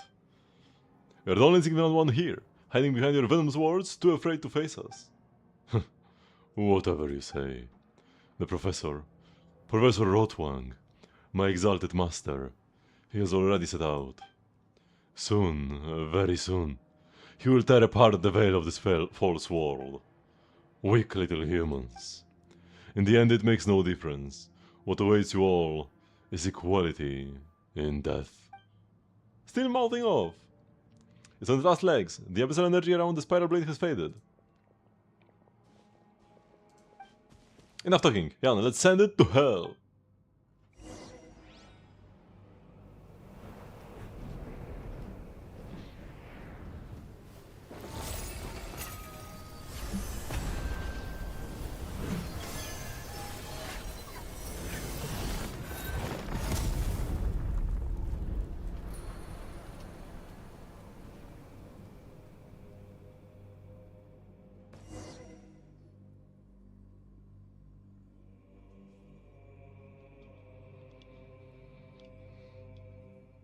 Finally, this thing's done for good, right? Seems so. Not even ashes were left behind. Now let's have a proper talk, Captain. Yeah, like, Ilu is such a fool, man, for going here alone? What was that? And lands a heavy punch on Iluga. That was for Bjorn. Alright, Captain, all done. You can punish me now. Punish me instead! If you hadn't done that, I would have. No, I won't punish you. You were right. So you understand, Captain, I suppose I need to say nothing more. I'm sorry, I lost my composure. It's just that at that moment, the thought that you might leave me as suddenly as Bjorn did, I couldn't bear it. Captain, with all due respect, you're not as strong as you think you are, and we are not as weak as you believe. That's why you fight side by side, no? That's why our squad exists. Yeah, didn't you say you trust us to watch your back? Even if we are not strong enough alone, we can cut a path through any danger as long as we do it together.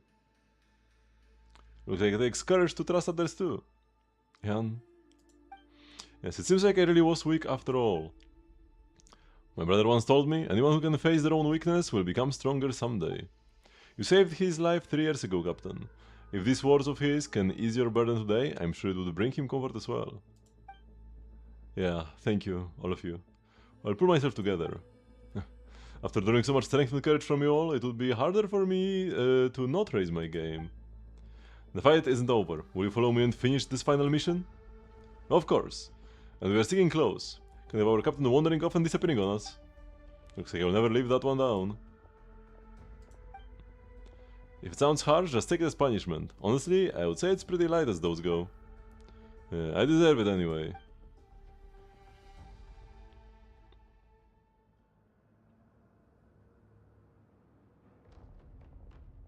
Back to business. Jan, Paimon, and I will head back to Pyramid Affairs to report to the old man. Once you've passed the message to our comrades who are holding the formation on the surface, return to Pyramid as soon as you can and join the next phase of the operation. Leave it to us. To hell with that professor and student nonsense. It's time we show him what we Lightkeepers are made of.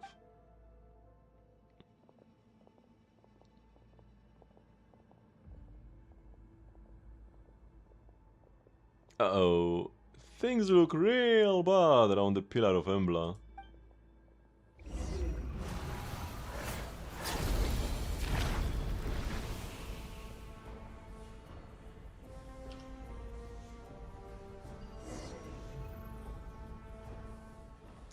The monster mentioned that the professor has already set forth. I fear that Deathless Fiend has set his sights on the Pillar of Embla. Is Miss Alia gonna be okay? All we can do now is trust her. And we make the most of every second she's fighting to buy us. Completing our mission is the best way we can repay her. Nightingale Song final chapter. Oh, okay. We're actually getting there. Oh boy. That's some chest. よかった素材がたくさん Alright,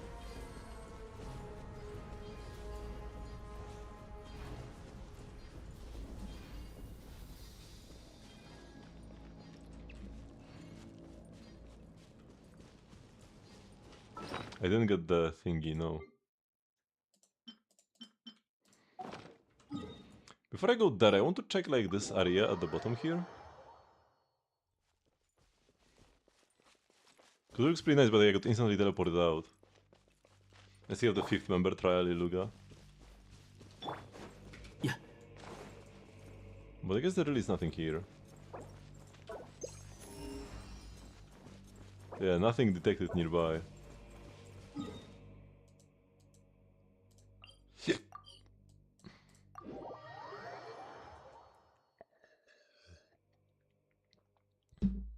This is crazy tense.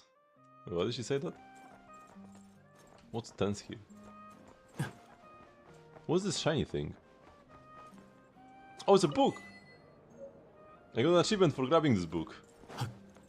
Wait, another shiny thing here. I think I've already seen those. Iluga's books and check mail.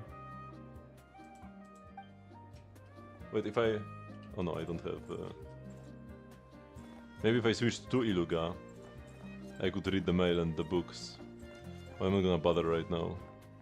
But yeah, there probably are some interactions, specifically when you use Iluga. Just like there are special interactions with Yahoda, with some things. Even the 4 stars. Get some attention. Iluga, finally! Starshina Nikita's been looking all over for you. Huh? Starshina Nikita? Wait, Nikita, isn't that the same old guy who asked us to look for a silver lampwick? Did he say he was just a regular ratnik? Yeah, he didn't really seem like an ordinary ratnik. Ah, my old pops. He probably just meant it as a bit of fun. We can talk about that later. For now, let's go update him.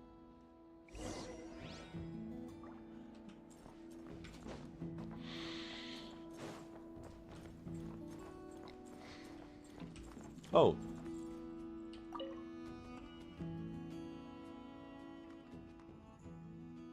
This grand meat hall is located at the very top level of Pyramida. It is here that the banquets are often held following hard-won victories.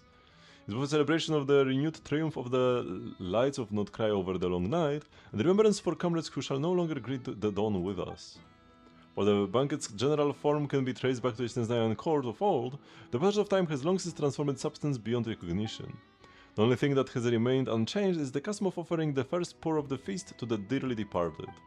Life is short and fleeting, and only death is eternal. Oh. Special Flints dialogue. You probably need to own Flints to see this.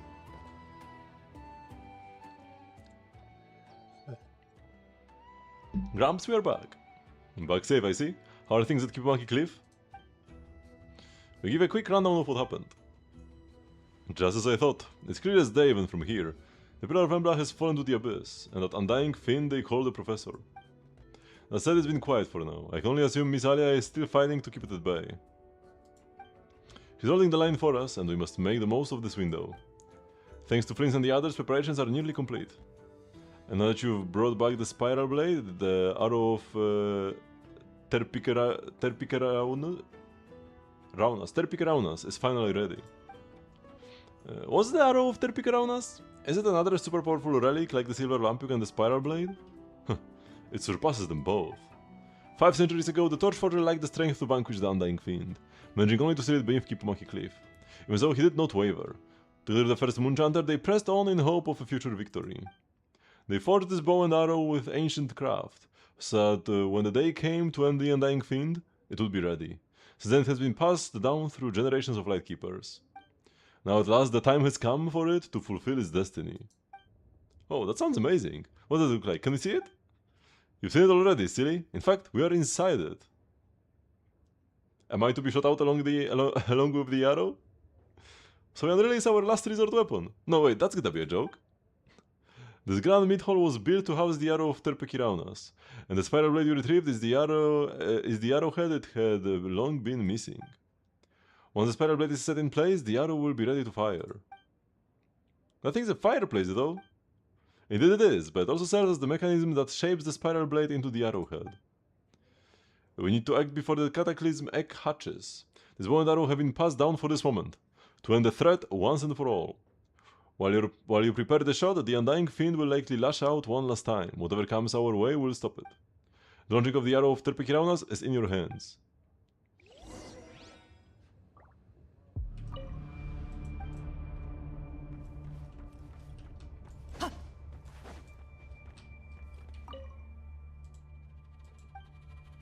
There's no special dialogue. It's only for Fleens, not for Iluga. Actually, wait, now I switch to Iluga and... Oh yeah, no, it is only for Fleens. Or maybe the trial Iluga doesn't work. Either way. Load.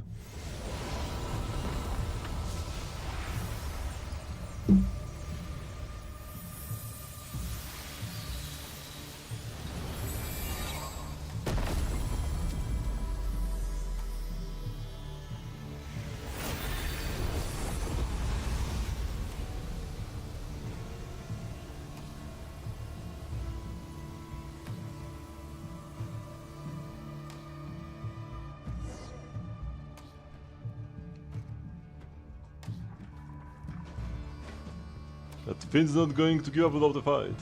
We'll give the monsters the bay. Focus on finishing your mission. The investigators have made it this far. We can afford to get bogged down here. Let's keep moving. This is to Konomiya because she's more pretty when she is a kuchenki.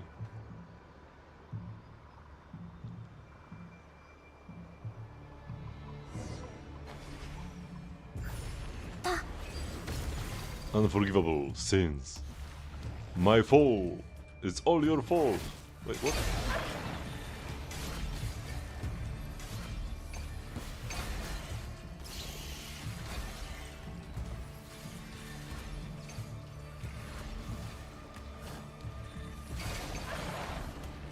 Man, Idon is like broken. Idon is just one-shotting all of these monsters. And healing us as well at the same time.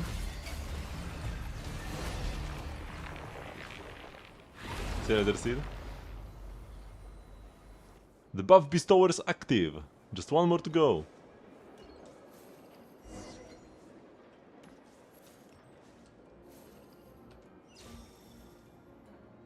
Oh, this is the line I need to take.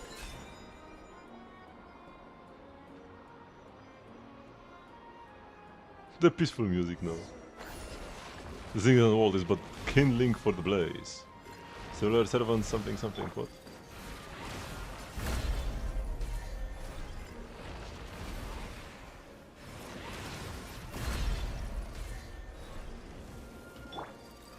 Oh, where'd he go?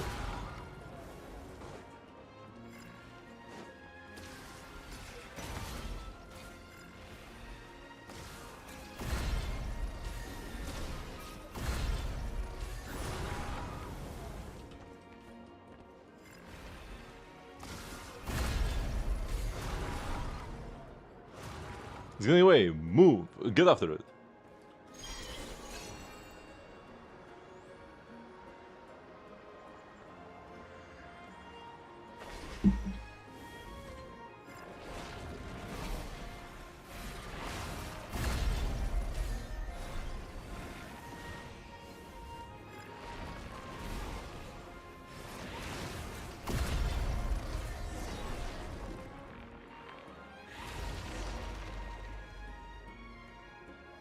And it's down.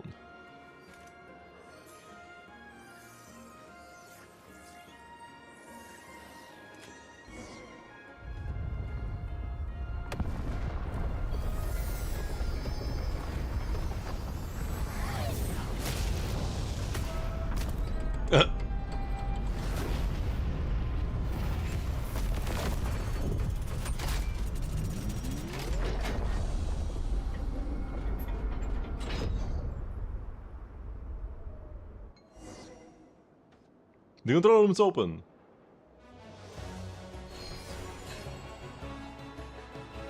Why does such an advanced weapon even need an operator like this?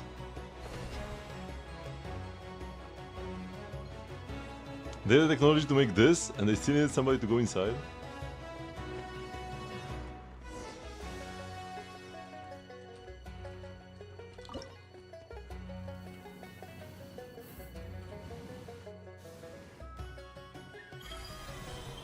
Tap to fire the arrow of Terpekiraunus.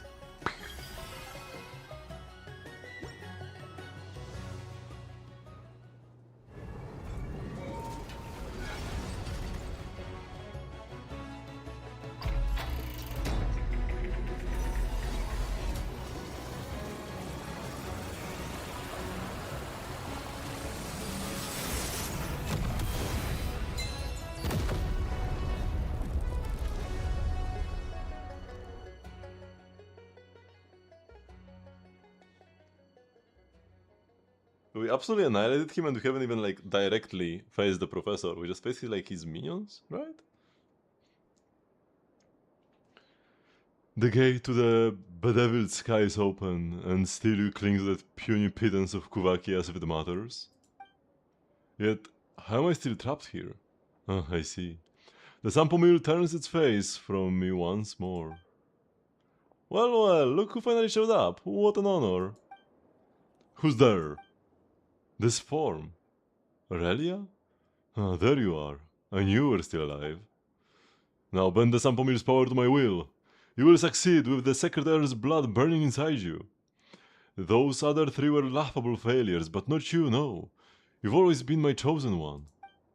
He really thinks I'm Aurelia. So the mad monk who could once talk his way out of anything can't even see straight now. How ironic. Aurelia, do not waver. You haven't forgotten our dream, have you? Don't you want to claim the name and the place that were always meant to be yours? Picture it. An Elysium for the shamed and forgotten, a place where the proud Fey nobles sink to their knees before you. In this royal court of the pale star, only I, another human, can make that vision yours. And now I stand just one step from the star-bound ascent. When the Elysium beyond the heavens unfolds upon this world, all others will be swept aside, leaving only us, the chosen few, to inherit what remains. When that dawn comes, all the wrath of this age will be washed away. Tell me, is that not the world you always hoped for? No, that future was never his desire, and how could you still be peddling the same lie at a time like this? You were using him from the very start. Every promise, every lie, you spun them all to make him seize the sample mill for you. And that Elysium you keep preaching about, it was only ever meant for you. Even his fall from rank, the path that turned him into a thief, that too was a trap you devised alongside Grand Duke Alvis, all of it. You might have called me Aurelia by mistake, but it suits me all the same. I carry his role and legacy, and the name Reed Miller is one I will take without hesitation. Raud Vangi, Mad Monk, Professor, Undying Serpent. Your story ends here. I will end it in Reed Miller's name.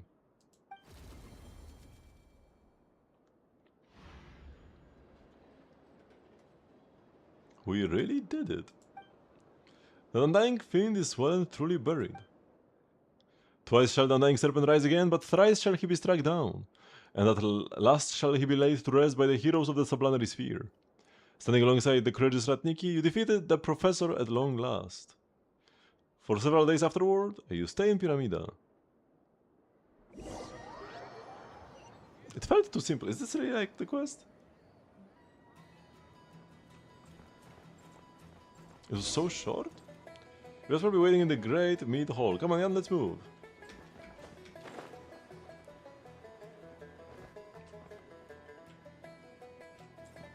I thought I would need like 3 more streams to finish the quest.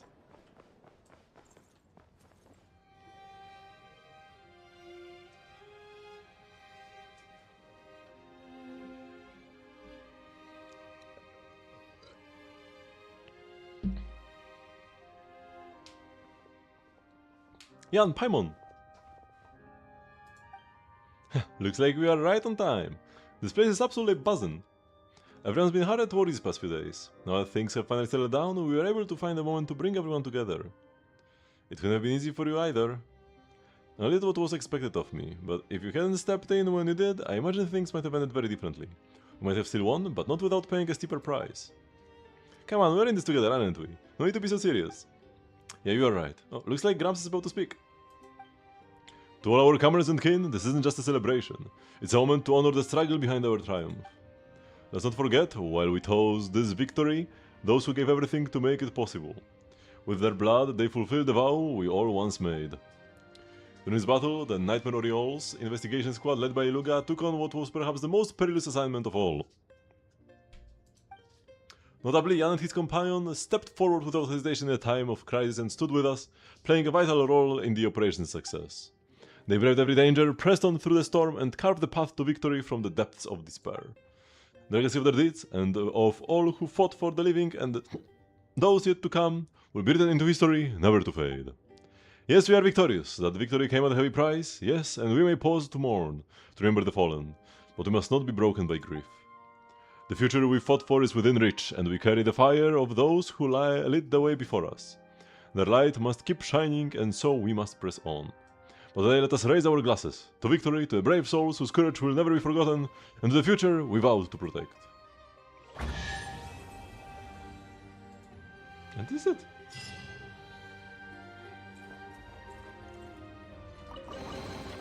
どうやら僕は長く世間から離れすぎていたようですね。至る所に I got the 宝 thingy. 箱が置いてありますが、これはいつからの流行りなんですか?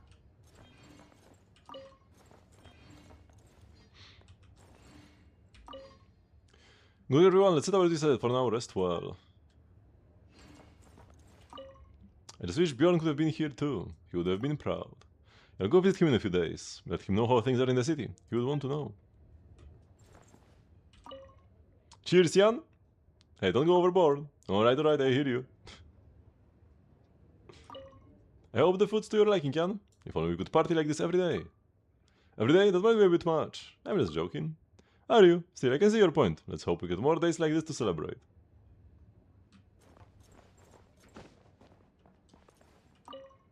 Moments like this are rare. Ever since the old man made me squad leader, these gatherings are the only time I really get to catch up with the guys. Wait, what is Olaf doing here? Bro thinks he's part of the team.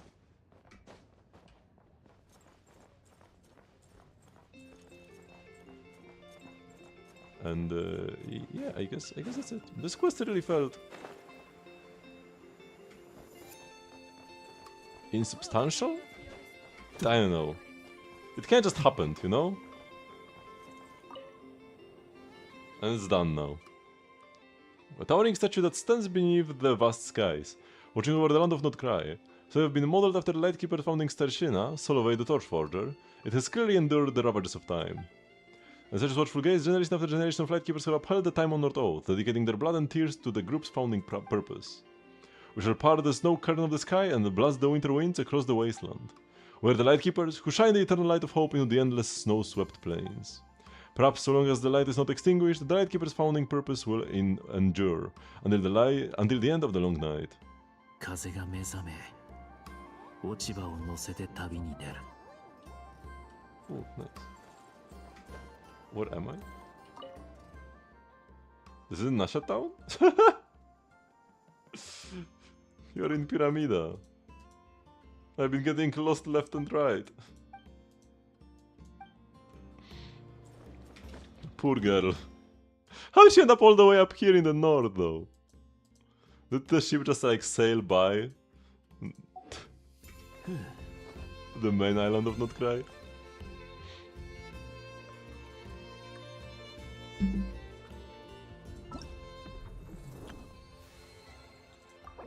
So you got the 100 primos for doing this. Now you also have the 80% exploration thingy. But will be... That shouldn't take too much time either. And there we have this. Oh, that's like the witch one. I'm surprised this counted as the witch one. Can I do another puzzle? Nope. Yeah, we will do Shindle, don't worry. We're not done just 魔 yet. 女の小屋作りはとてもいいけ簡 Oh, 単 it's the な same. 話よ。人々が賑わうよ。だから Same dialogue as yesterday.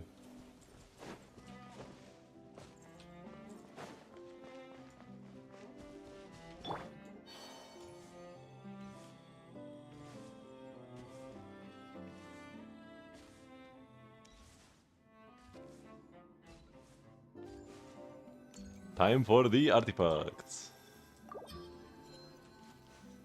So these are Moonlit offerings. Those are the new ones. Just so I know what we are even getting.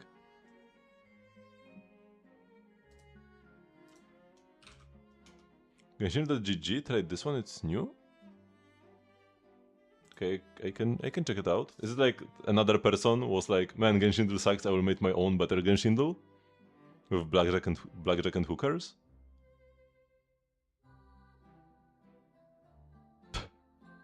I quite like the current Genshin, but I will check the new one out.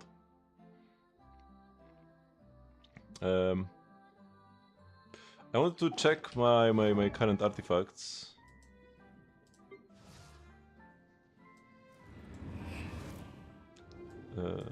That's just on like a...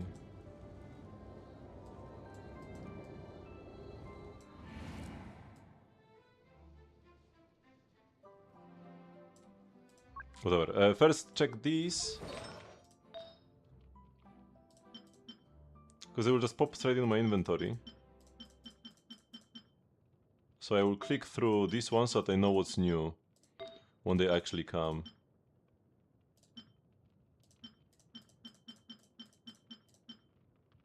Oh yeah, I think that I got this one yesterday. EM Suns on the day card from Rising Queens with ER crit damage attack percent 4-liner.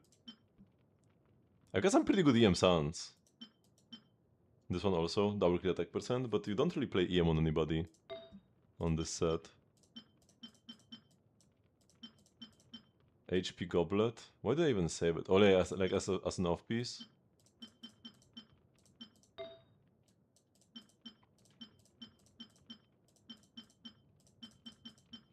Okay, so that's all of these. And let's also check all the other set.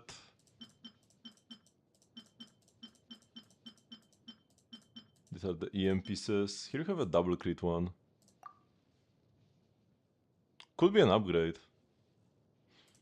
I should check it out if I have the EXP.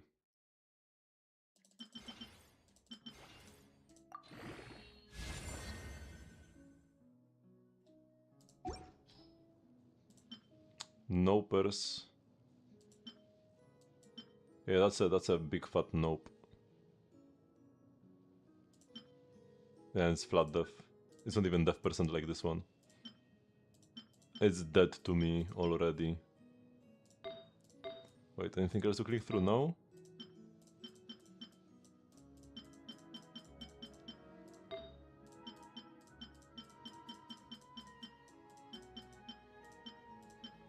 The electro damage bonus goblets are so stacked. And the other they are only off pieces or like 2-piece material.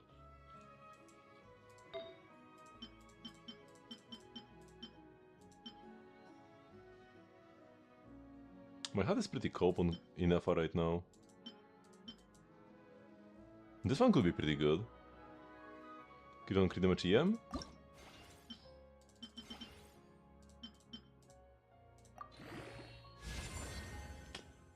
That's okay.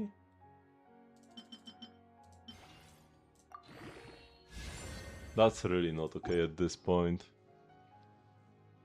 It can still be better if it rolls like crit damage.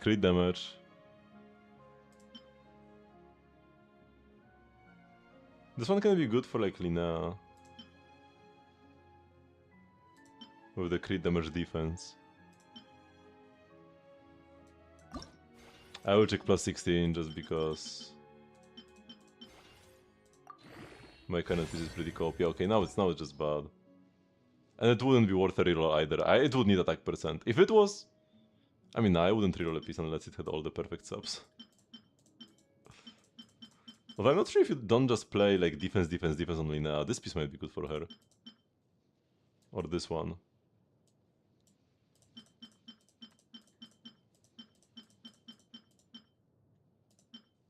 Okay, so we click through all the pieces, now we will know what's actually new when I pick them up.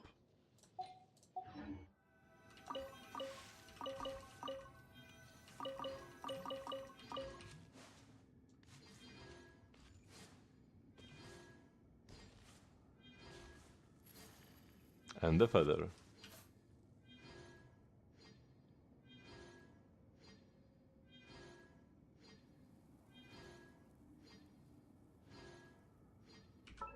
Okay, so let's check what we got. Wait, why do they all say new? What? Now I don't know what I got. They forgot to click through flowers? Or what happened here? I think I forgot to go to flowers specifically? Sure, now I need to like click through them. This could be fine as like a two-piece. Or rather, I mean, yeah, two-piece EM or... Yeah, just two-piece EM. We could save it for that. EM crit rate attack percent. It's a 3-liner with a bad sub at the end.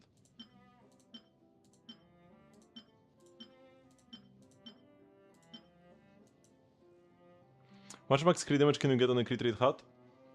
7.8 times 6. Which should be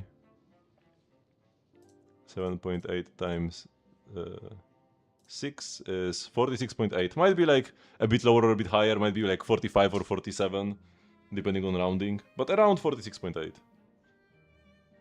But yeah, 7.8 is like actually a bit less than 7.8, so it might be 46.5 or something, or maybe 46.0. Because when you roll 7.8 twice, we end up with 15.5 instead of 15.6. Okay, here we know. Oh my god! This is the piece I got.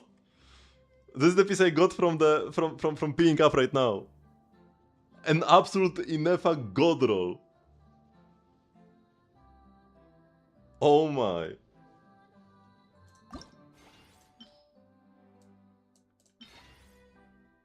No, just please don't roll straight EM.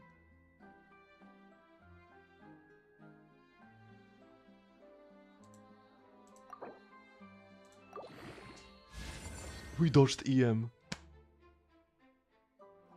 The rolls are pretty low. I mean, the crit rate rolls are fine. The crit rolls are pretty high. It's 3.5 times 3. The crit damage rolls are 5.4 times 2. So crit damage rolls are minimal. The attack roll was also very low. So on average, below average. But still we take those. That's better. It's better to low roll crit than to roll EM at all, I'm pretty sure. Even an EM roll now wouldn't be bad, but ideally you want to go crit. Attack is perfectly fine as well. Attack rolls will give us a bigger shield. Yeah, attack is pretty fine, and that's pretty high. 5.3. Yeah, that's a pretty big upgrade. Huge. Huge upgrade.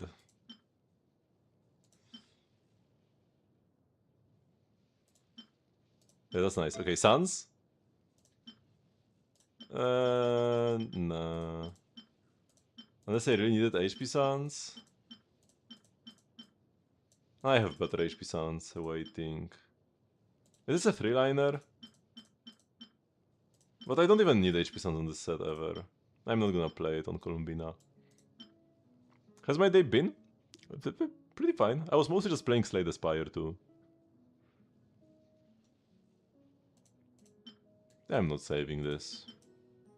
And I just got this piece for Inefa, and I got this from the like treasure trove thingy. You collect like the 3 sigils, you open the cave, you get 10 artifacts. This is what I got. 4-liner attack double crit EM. On Obaid of Morningstar and Moon. I think I haven't checked all of them out either. Attack goblet with double crit as well?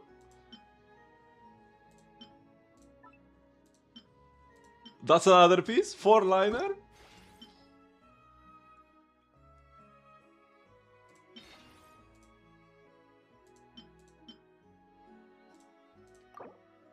Just dodge the flat subs? Not quite. I mean, this is like almost worthy of a reroll. Like, ideally you would have EM-ER here.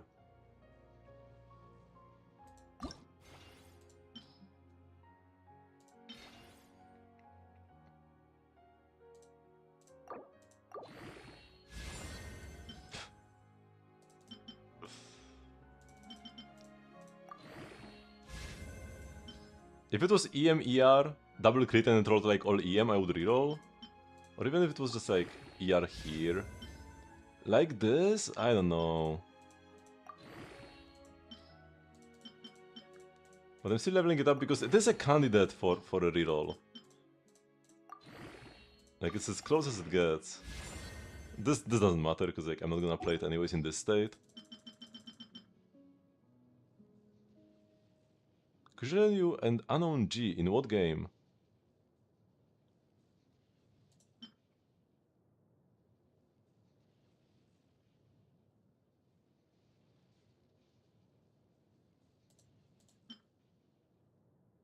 What do you mean don't worry about it?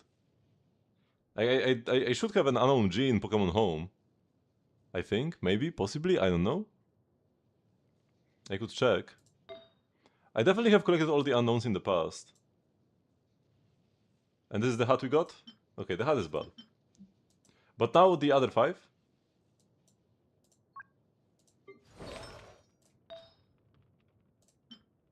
Garbage?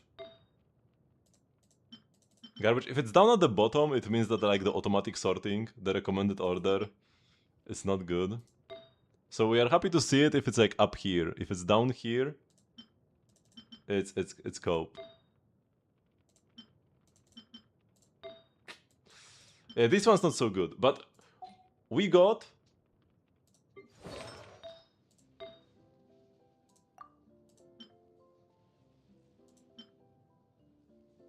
a huge upgrade here and a possible reroll target here.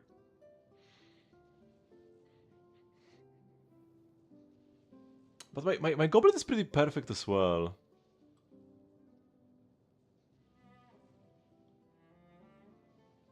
Like I don't. There is no need for me to change it. Because like, the flower is peak. It is a 3-liner, but it's a pretty good piece. And I even have other options if I want like more, less ER.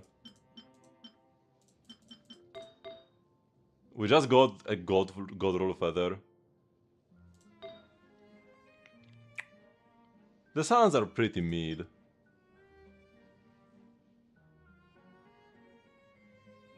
I just picked the one with the higher roll value. Oh, we have another one.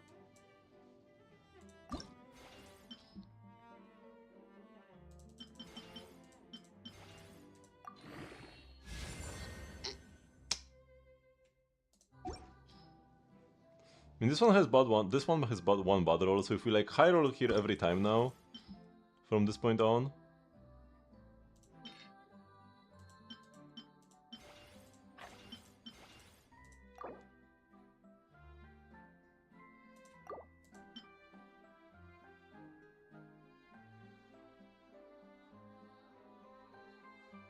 This was flat attack, right? That's why I'm throwing it.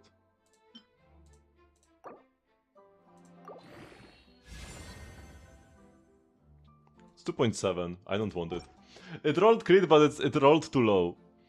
If we're getting low rolls, might as well play this.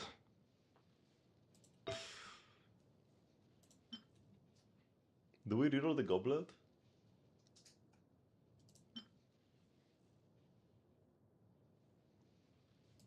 I could get better sounds, but I think I don't even have like much better off pieces. This one is locked to Mavuika, I can't take it. We could play this. The piece that's on Razor. Oh no, we would play these attack sounds.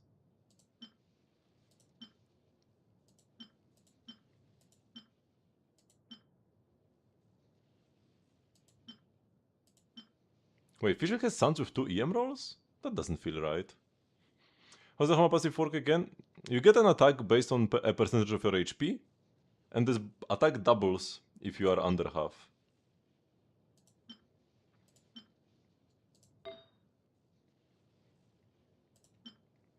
If I reroll this and it rolls like all crit, then it would be better for me to switch my hat.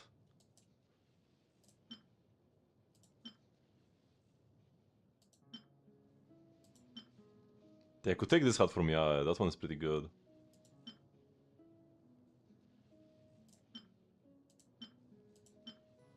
Yeah, we'll take the Yae hat.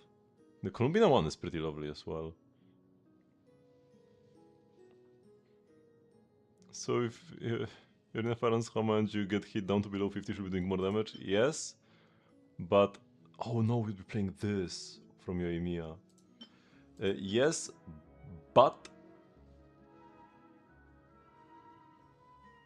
it's not worth the time loss of waiting to lose HP. Like if you have like Hutao who presses her E and loses a bunch of HP and ends up below half, it's good.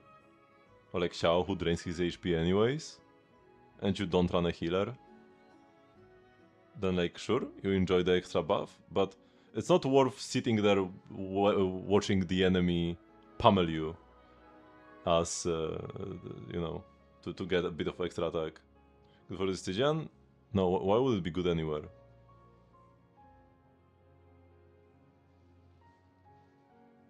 No, it's worse than attacking, unless like, are you on-fielding in FA? It's not worth the time loss. So no.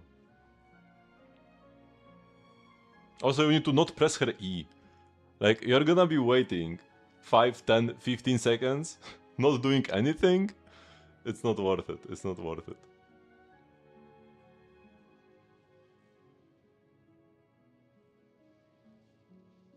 Is Frenzy good for Inefa? For 3 max after using the burst? No. It's not terrible, but you'd probably rather just run Fav at this point. You don't really want to run Fav on Inefa because she deals so much damage. But like, the first part doesn't do anything. The second part of the triggering Lunar Charge, you get 28 crit damage. If it works off field, which I'm not sure if it does, because usually stuff like this only works on field by default and it needs to say that it works off field.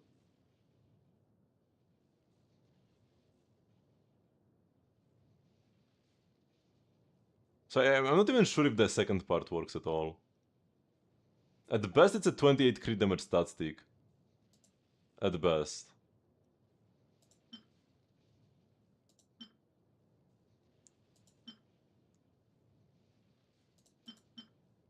So yeah, no. If you got Flint 6 somehow but no Flints, maybe you could put it on her. Does she get J stacks? No. No, it lasts for 6 seconds. I mean, you could like basic attack once, then E. Maybe like one or two of your procs are gonna get 3.9% extra attack. Actually, it's a bit less because this R2. But yeah, they run out super quickly. And you definitely do not want to waste more time than one normal attack. But yeah, possibly when you have Jadewing, doing one normal might be optimal. For the little buff. Like normal E switch. Shouldn't take too much time. Can be worth it. It's not like waiting 20 seconds to get beaten up for a bit of extra attack.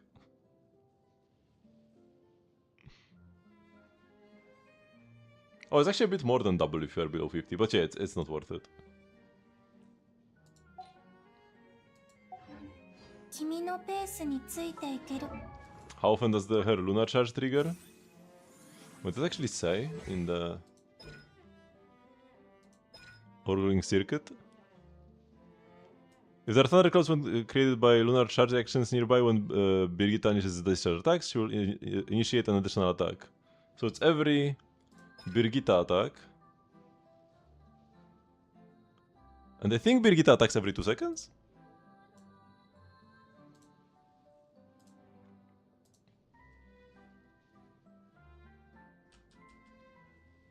Where can I even...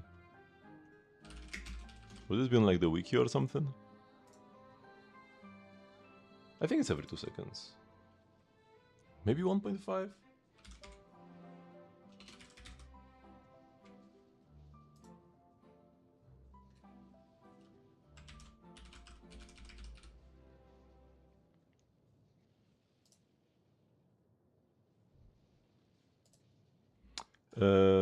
So we want skill.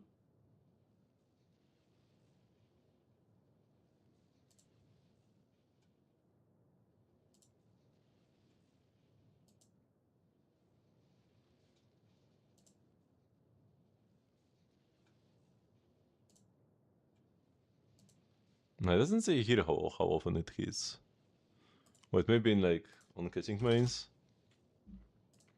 There is the theory crafting library, but I'm not sure this is being updated at all.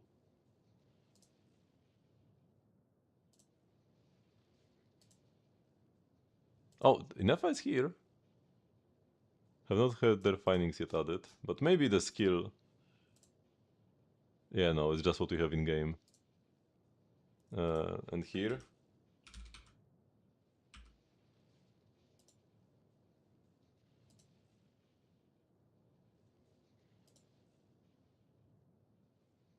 Every 2 seconds. Let's go. We found it. So triggers every 2 seconds. Okay, let's do Genshindle. And then we also try the Genshindle.gg. Now that the gamer recommended. Wait, let me first. I won't open a random website straight on stream. Let me first see. I can already see the UI is scuffed. But yeah, let's first do this one. But yeah, the UI looks terrible on the. This is how this one looks. You can barely see these. What's happening here? The background is too busy. It should be like blackened out or something. Below 3.4, but only one down arrow.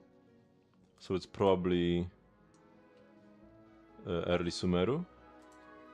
Could be Nilu.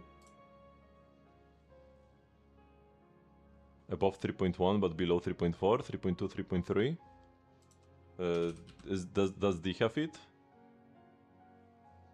Oh no, she was 3.5. 3.2. So 3.1 we had Nahida Nilu. 3.0 was Tinari. 3.2. Oh no, 3.2 was Nahida and 3.1 was Sinnoh. Sinnoh Nilu was 3.1?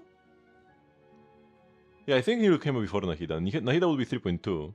But it's not Dendro. And was there somebody else with Nahida? And then 3.3? Maybe like Wanderer? Nice. I thought Wanderer was later than 3.3. I have an intermediate certificate, which means that I'm qualified to handle most problems. Is there anything I can help you with? Shinobu?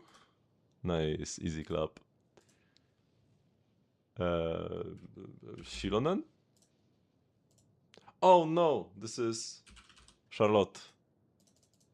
How is her camera called again? Shoot, I forgot the name of the camera. Well,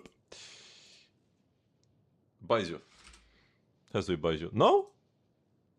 Oh, I guess it's supposed to be mask as in. Yes, it's Shinobu again. We had a Shinobu anecdote today and then 2 Shinobus. in Genshin. Also, I like the fact that it's Genshin, Star Rail, and Zenless. All the 3 games that I play. He's probably gonna be only Genshin. But yeah, we can check the modes. So below 1.6, Jeopard. It is a 1.0 character, not from Yarilo either. Arlan. No, he's distraction as well. Asta. Easy. No, there's no official Genshin though. They're all fan-made. I have no idea. If there was an official Genshin, it would be like in-game somewhere or something. Or on Hoyolab. Oh yeah, it would be on Hoyolab. I have no one to rely on as a traveling merchant. There is at least some security when I have some ways of saving myself. Dori? Oh wait, that's the wrong game. Luocha. What are you? It's a hammer. Herta. Kurukuru. I never know what this is supposed to mean. Blonde hair? Maybe? Aglaya? Robot? Wait, is this Herta again? Clara? So what was this? I guess this is a kid emoji. Then that's what it meant. But sometimes it means hair color, and sometimes it can mean gender. I don't even.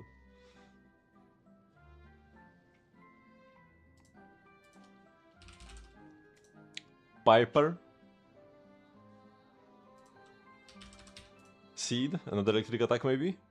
Not electric attack this time. Oh shoot. Man, we are in trouble. Okay, it's fire stun. It's not lighter. It's not Fufu. So it's Koleda. Right? We don't have 4 fire stun characters. Only 3.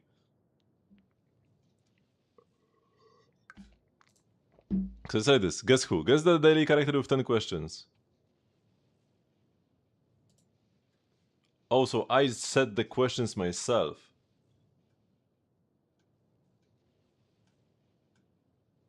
Oh boy. Remember to log in before playing. Wait, give me a sec. I'll make an account.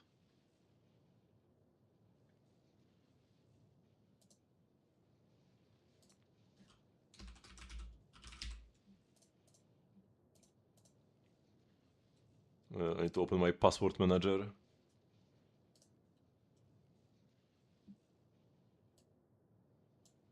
I want to make an account though. Oh, that's not the password.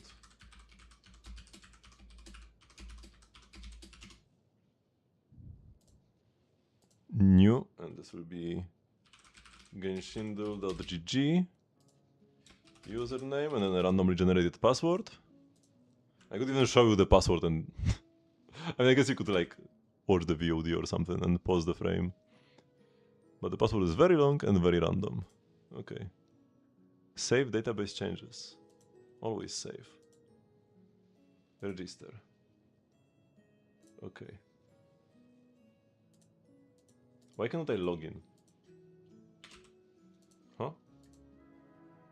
To view your password, click the key icon. Wait, the login button doesn't work. It's grayed out. I registered but I can't log in. Wait, am I logged in already? No. The login button doesn't work. It's gray. I registered. Do I need to get like an email maybe?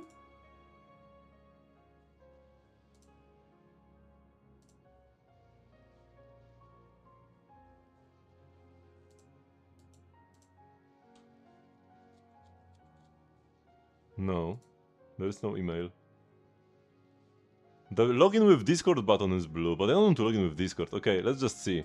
Okay, is my element... should be like Pyro the most, right? No.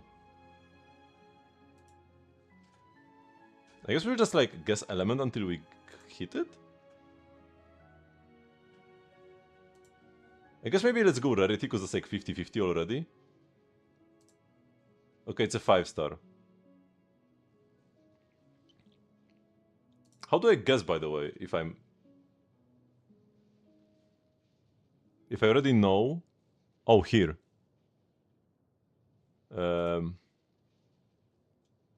53 people already found out? People have tried 99 times? Wait, so out of 99 people, 53 have already found out what character this is?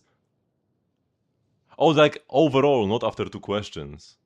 Just mean like how many people in total played it, not how many people got it after 2 questions, okay.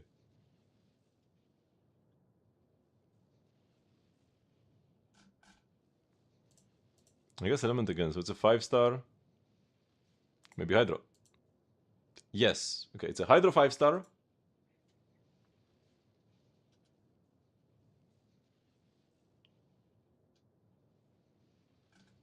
I guess we ask about...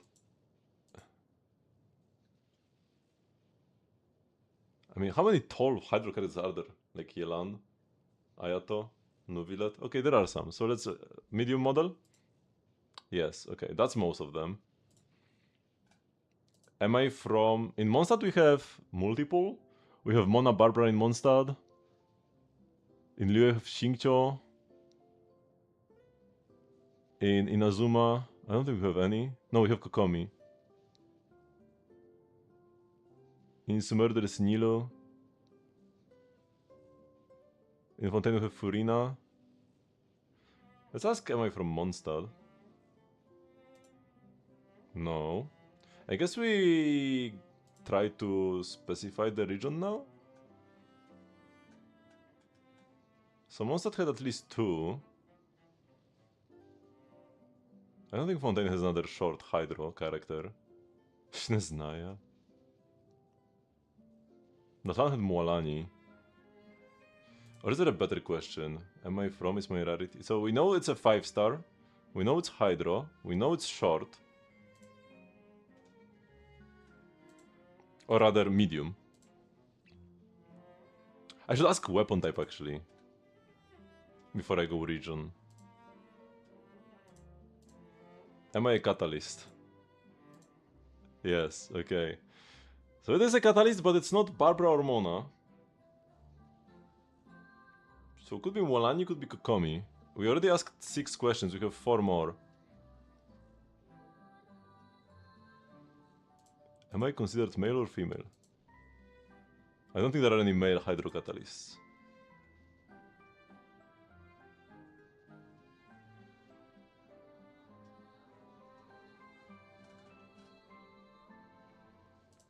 So I guess let's ask, am I from Inazuma? No. So I think it should be already Mualani guaranteed by now. I think it just means it's Mualani.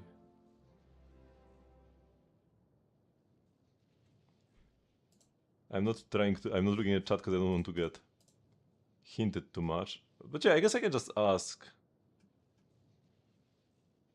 Am I from Natlan? No! Okay, wait, so it's not Mualani. There is somebody else.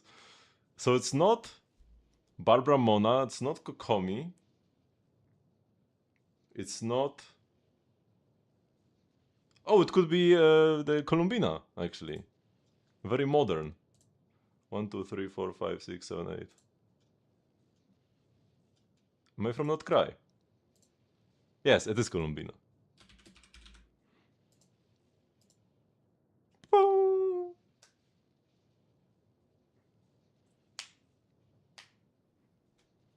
Yeah, I do play Wardo. I did guess it today as well. Wait, what was the word today? I forgot. But yeah, pretty sure I already did it today.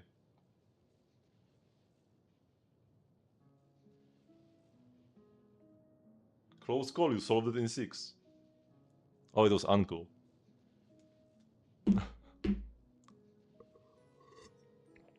Okay, so that was pretty cool. We can go for guess the daily weapon. Is it gonna be like the same? Huh? Wait, what? Wait, do I just type a weapon? What do you mean? Will I get some hints?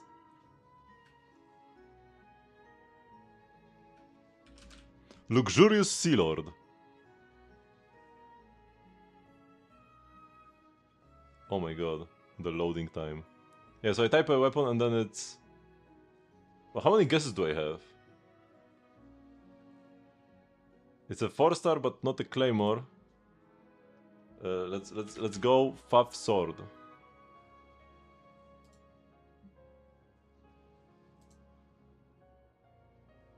Okay, it's an ER 4-star sword. Sack sword?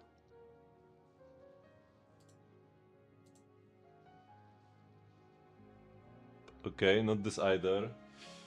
ER sword, ER 4-star sword.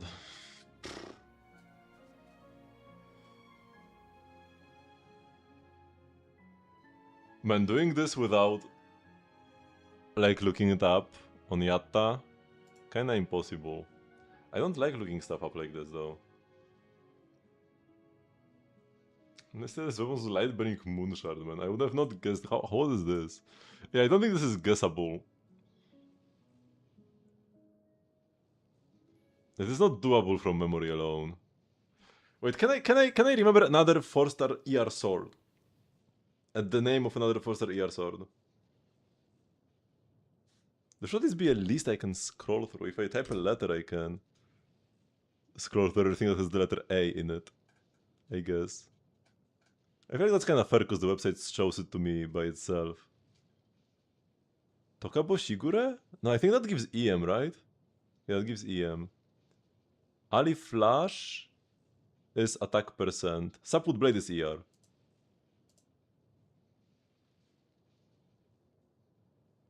And it would just be here forever. Okay, what else?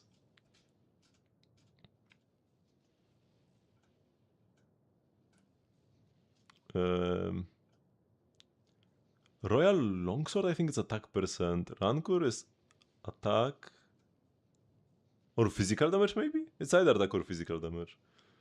Lion's Roar is EM. Kagotsu Beishin is attack. Cinnabar Spindle is defense. Blackcliff Longsword is crit damage. Amanama Kaguchi is attack percent. It gives you energy from the passive. Okay, so that's all the swords with the letter A in it. Now it's claymores, right? It's sorted by weapon. And yeah, now it's 5-star weapons. So it doesn't have the letter A in its name. Maybe E. If I'm doing this, I should just open the list of all weapons and at least look at the image. Maybe.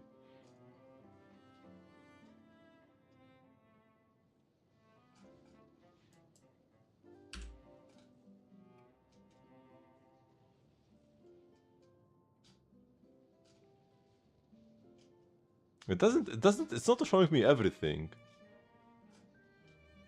Oh yeah, they are not sorted. The Dawkins assistant is here. Also the D is lowercase for some reason.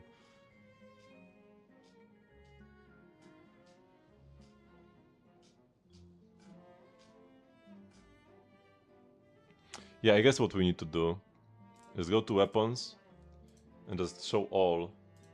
And we can like filter by... I mean, that's kinda scuffed.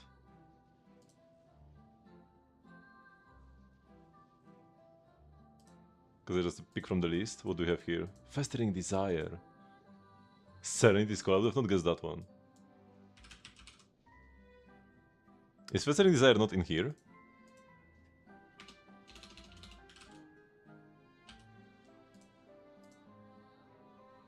It's not Serenity Skull.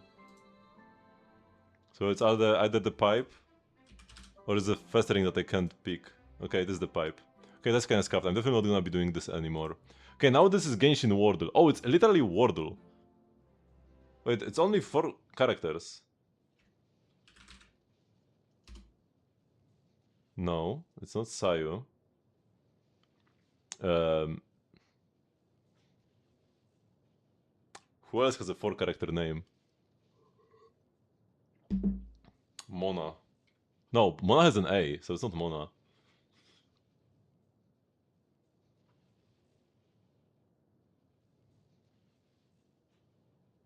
Aino would be a good first guess, because she has a lot of vowels, but it's not Aino because it doesn't have an A. I mean, I guess it's not hard mode, I can just type another one. Oh shoot, doesn't have an E or an O.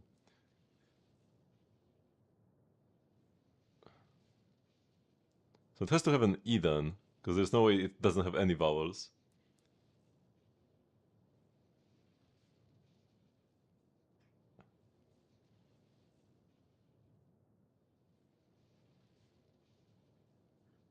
Shoot, here I would need to open the character list as well. Yeah, I definitely like it way less. Could be... No, Sinnoh cannot be. Cannot be it. Dori cannot be it either. Chichi? No, there is no I. Yula no, Lisa no. Xiao no. Not Aloy either.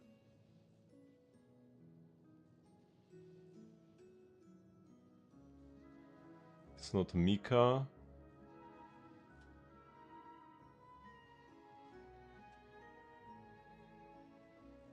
Wait, nobody fits. Huh? Because the only vowel left is E. But there isn't anybody who has a 4-letter name that only has E's inside. Oh, Klee, okay. I lied. And Klee is actually something I should have been able to guess myself. Classic mode, guess daily character. Okay, maybe this will be good. Oh no. Okay, once again I type the names. So Yao Yao is my first guess. Oh, so it doesn't show me like up or down. It's only weapon. It doesn't show me version at all. That's not much information. Okay, it's a force and polearm. At least it shows rarity. Not from Liyue. Toma. There is no Toma? Not all characters are in. Candice. Not from Sumeru either. Rosaria. Not from Monsat either. Just the server is broken? Oh, Toma is here. It's not from Inazuma, but it is Pyro. Pyro Polar, so it's Chevrus. Okay, we got there.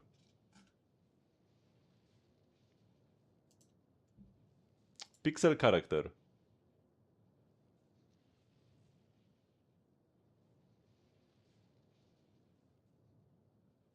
Those are the eyes, this is the mouth. Purple hair.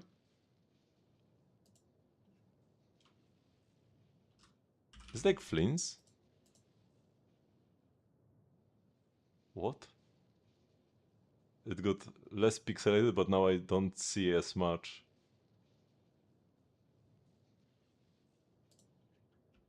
Citlali? It was Citlali, okay, so good second try. Could have guessed first try. Okay, I am never gonna go here again. This is so much better. This is much better.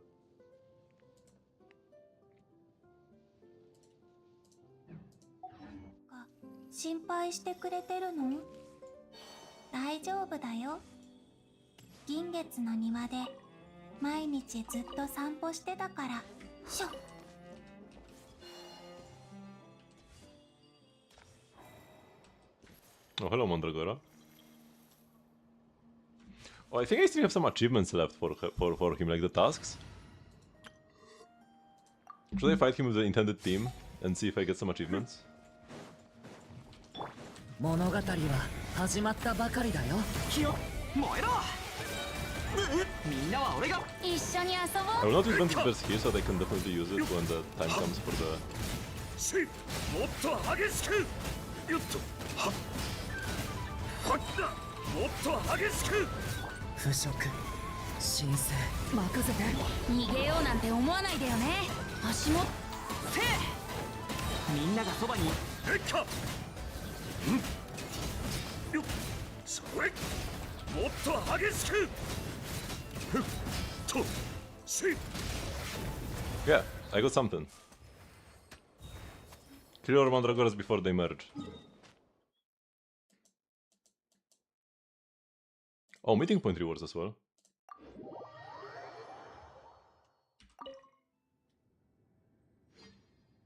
Oh, just from the sublunary tales. I got 6 sigils. I'm at 79%.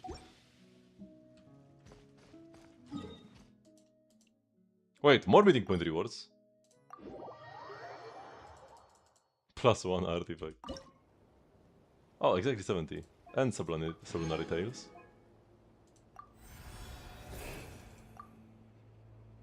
Poggies! A 4-star wish.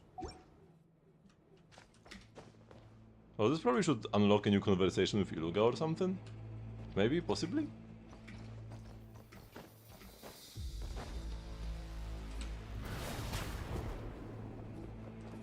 I don't see him at least. Okay, so now Valiant Chronicles. I still have not fought the other local legends. I haven't fought the Babushka yet.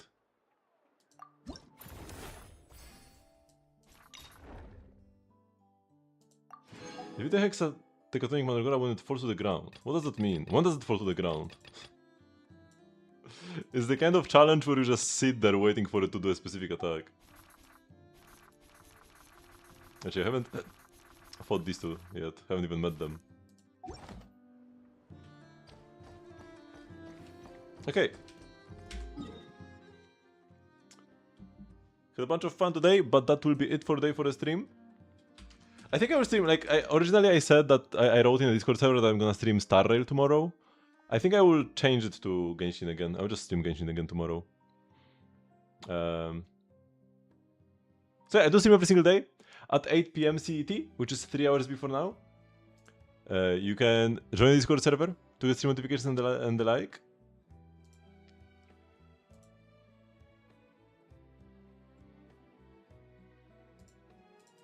And yeah, I will see you all tomorrow for another day, another exciting day of Genshin Impact, and we will do just some like random exploration, I guess, or some other world quests. Yeah, my quest log is still like absolutely swamped. Woo! 2 quests? So yeah, we'll probably take care of these first. And then there are even more quests that I haven't accepted yet. Probably like 2 or 3 more after that. Unbelievable. So yeah, I'll see you all tomorrow. Bye bye!